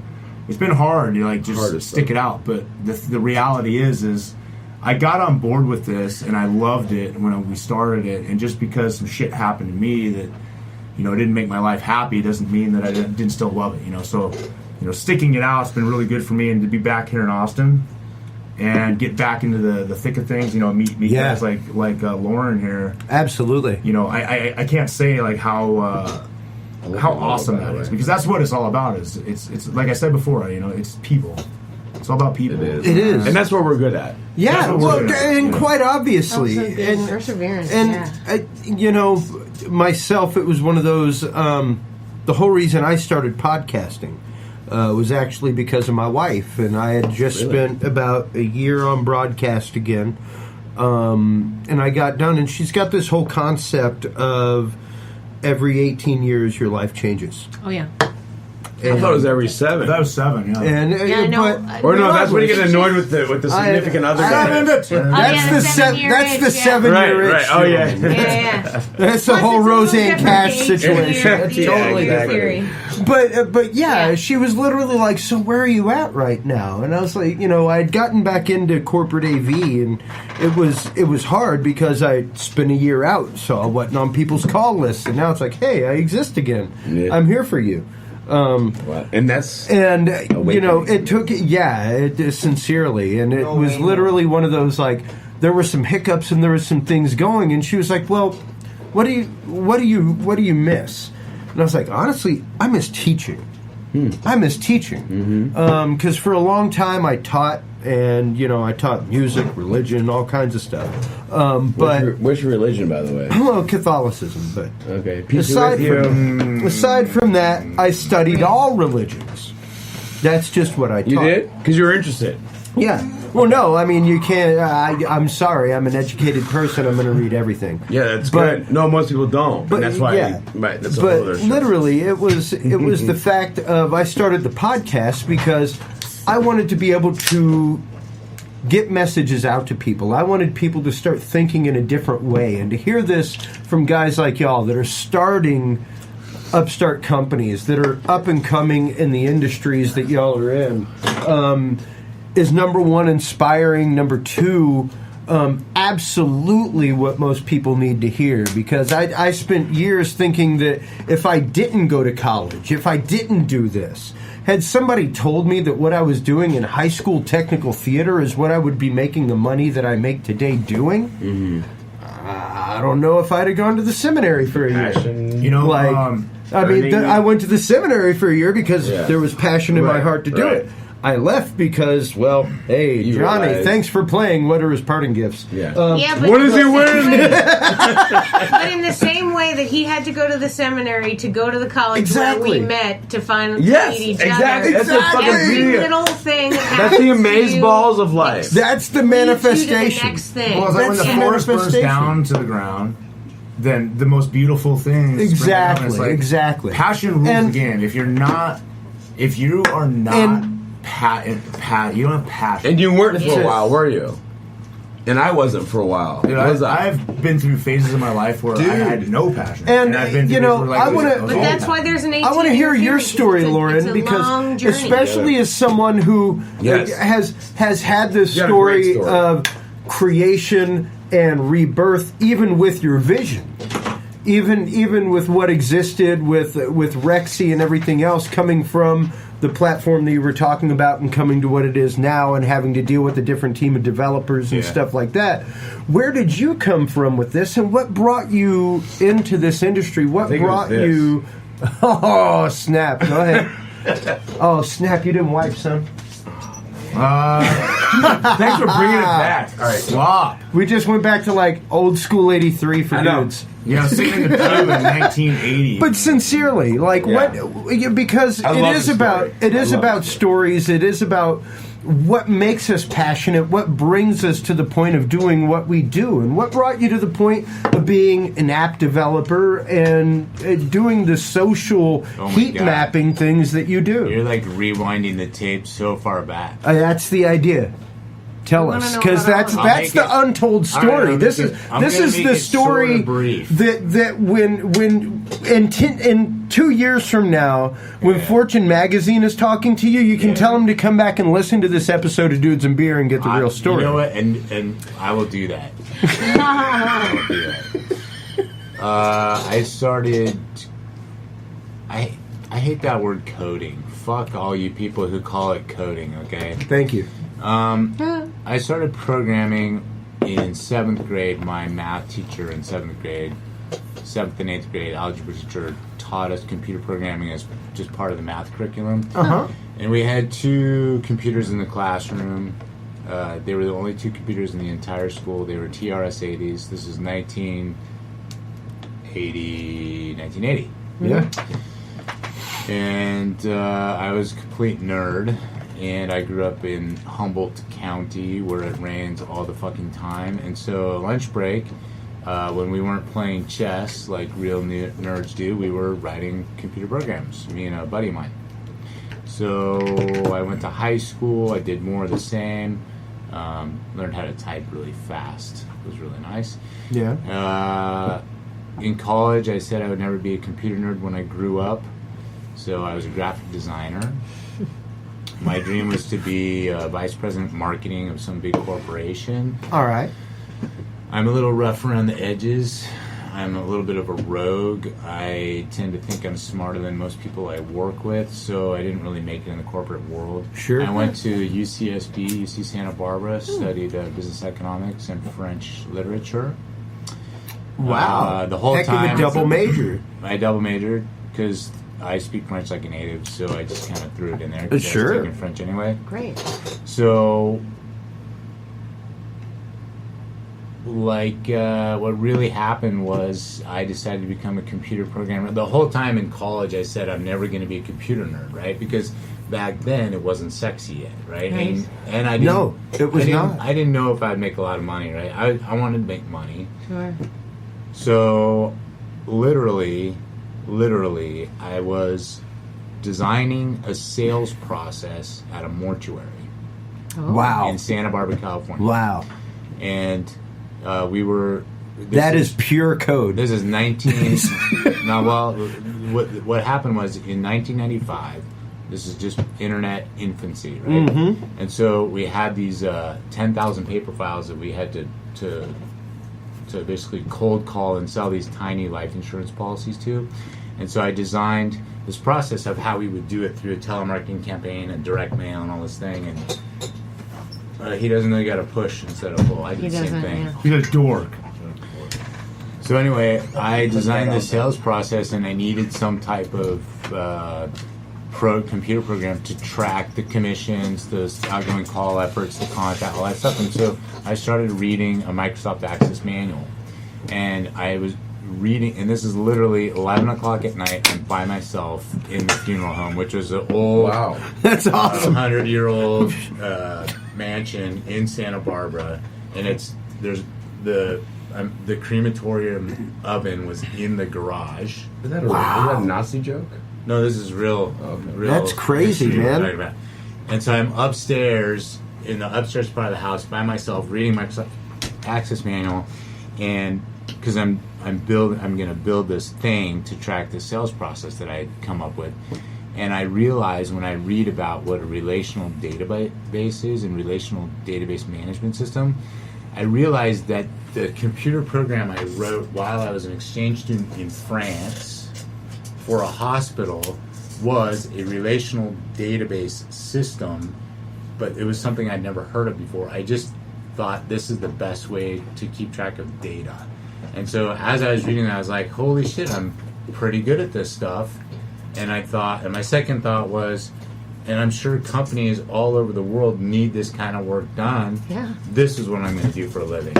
And I didn't know what it was called. I didn't know how much money I would make. Yep. I just said, okay, I'm going to be one of those guys now. One of these guys who creates stuff for companies to help their businesses run better, computer programs. And as it turns out, it's been a pretty good career. No, it's a fantastic career path. Yeah. From what I understand, the Internet of Things and computers are the wave of the future. Really? Yeah. I don't think so. That's what the kids are saying. That's the hot thing. I'll tell Literally, and I remember when I went back to University of Dallas, which is when I met Amy. 1996. You should I went thank her, back. by the way. Oh, I thank her constantly, Right. and she has no idea why. She's like, I don't know why you thank me. I'm like, you need to meet some of my friends with wives and see the things That's that they a new have. podcast, And Friends with Wives. Oh my God, that'd be great. That's No one would be I able love to it. listen to it ever, though. No wives who don't allowed. hang out with their wives. Friends with Wives, intellectual property of HG Productions. Please sign the waiver. But seriously, it was just one of those like when I went back. I'm trying to remember. We were talking about 1996. Don't hurt yourself. I went back and took a class at that point in web design. And this was 1996. It was very. HTML5. You were still dialing in. Like you could go to your local library and you were still dialing into like bulletin board systems. Like you still had to be able to like tell a BBS operator like, "Hey, check it out. I can make characters flash. We need to exchange files." You know, like it was still very much that way. And I remember going like, "Oh my God.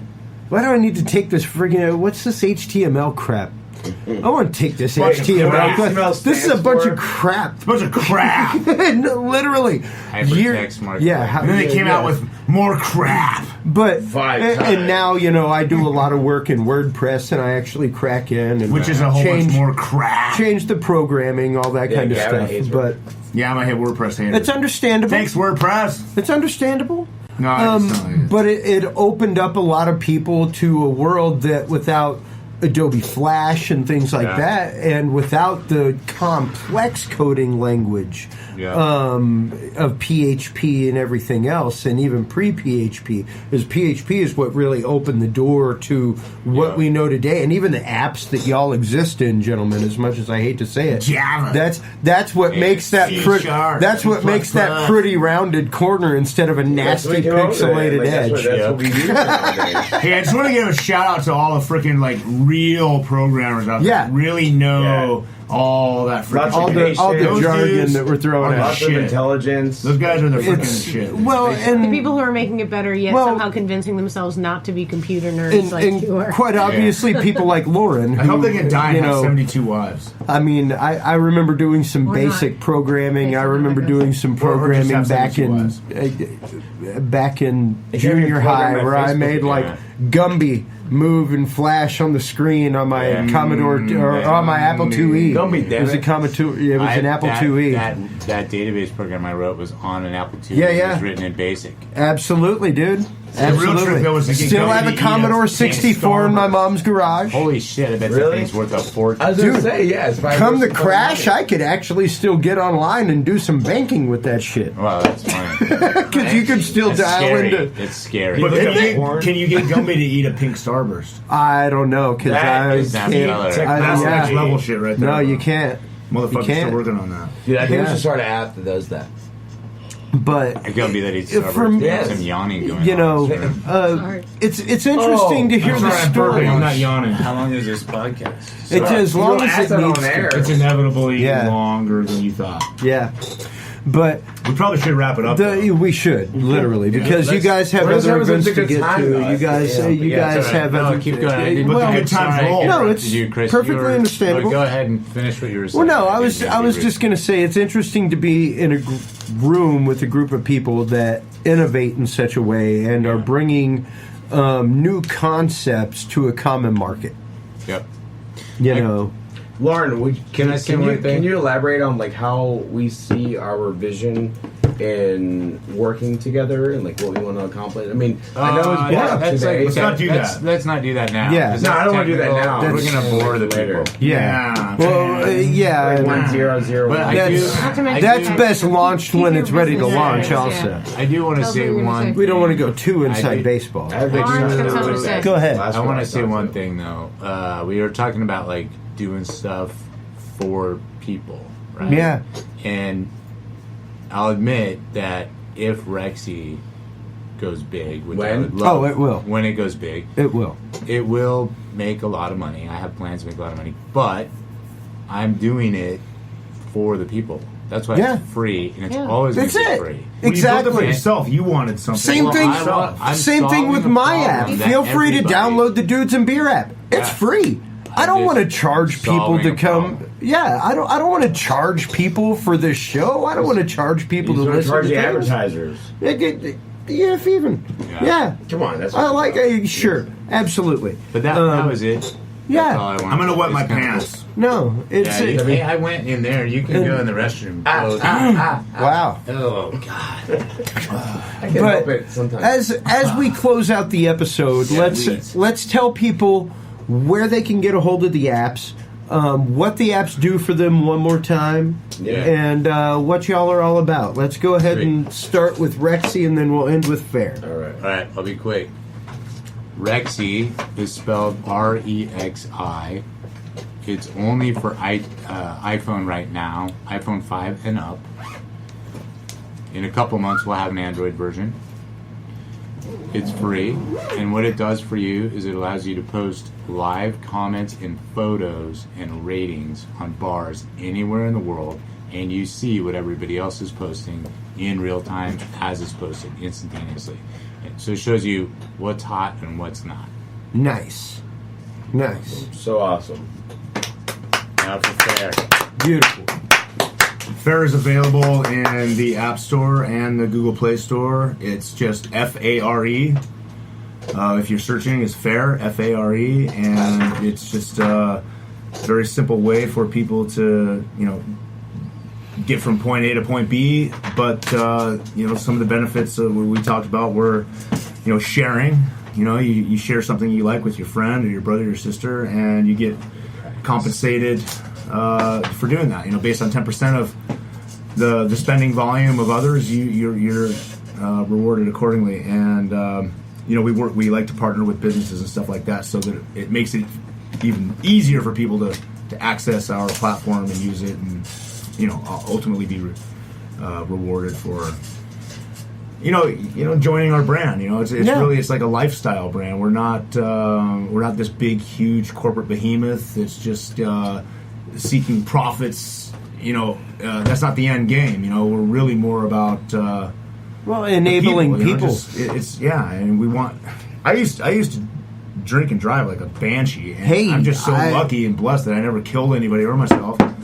And it's layered, but it is wood. There's no I assure excuses you. to You remember. And the one thing I want to say too is, like, we don't want the competition to go away. No. Either. We like that, because guess what? Maybe somebody just doesn't like the word fair. Maybe they got attacked by a fair when they were a kid, and it scares the shit out of them, and just the sound of it, it's like it's frightening, and they don't like just on that alone. I don't know, right? But the reality is, that's why there's chocolate and vanilla, right? That's right, exactly. So let's keep the competition going. Let's ultimately have choices for everybody. But that's who we are. We're about the people. We are the people. We designed the app for ourselves because that's the way we thought we wanted to get around, how it would be good. And guess what? A lot of people like it. It's fantastic. To add on to what Gavin is saying, we want to be involved in the community, wherever we might be. We want to offer drivers a sustainable software tool in which to run their business, because everybody's happy today. Yep. It's happy. Like a cumulus nimbus. And and we don't need everybody. We're not trying to take over the world. But for those that are entrepreneurial spirited and like the feeling of referring and getting thank you'd for it, that's what Fair is for. Absolutely. Not to mention the details that you guys are just modestly not even mentioning, where you can choose the drivers and just sort of figure out that's really how cool. it's just a really great one. It helps the people who are good drivers. Absolutely. And also it helps people feel safe with the people that they're 100%. traveling with. I mean, that's such a huge And the agent program's nice too.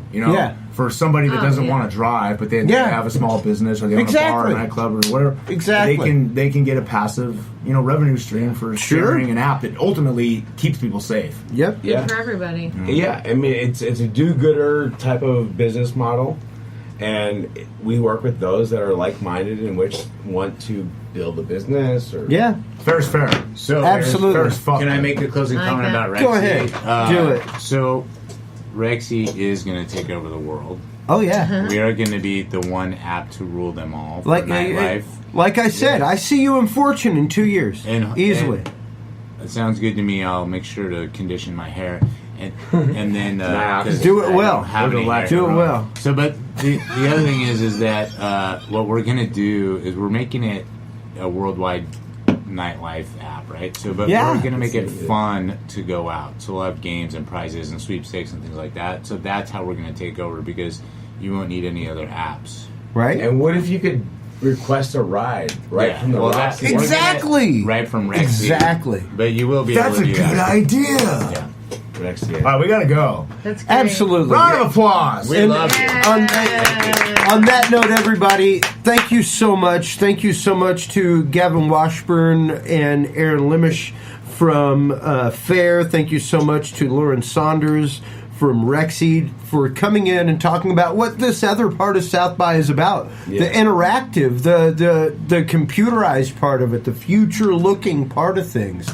And what both of you companies are doing, what all three of you guys are doing, are absolutely amazing, absolutely passionate. It's obvious that you are trying to help people through what you love. And that's what we're all about. So on that note, everybody, thank you so much for tuning in. Make sure to visit the App Store at Android to get FAIR or the FAIR Driver app.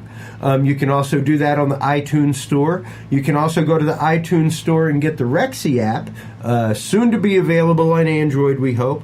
You can also go to both of those markets and get the Dudes and Beer app. And you can communicate with us live whenever we are live on air. You can chat with us. It'll let you. It's like a party in your pocket, and I'm right there. It's creepy, but it's really cool, I assure you. He's pretty good. He's not wearing pants. And while you're on the internet, make sure to go to yesbutwhypodcast.com. Check out Amy's podcast. It's absolutely fantastic. It offers a great insight.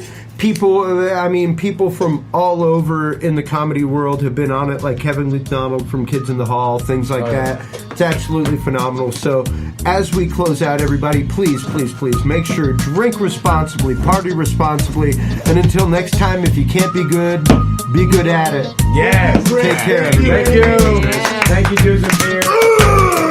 Thanks for listening to this episode of the Dudes and Beer Podcast.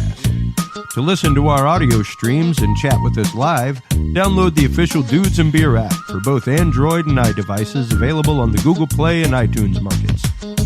For more episodes, content, and information, visit us online at dudesandbeer.com. You can also find our episodes on Spreaker, SoundCloud, YouTube, Stitcher, or your favorite podcast service. Dudes and Beer is a proud member of the Revolution Digital Group family of podcasts.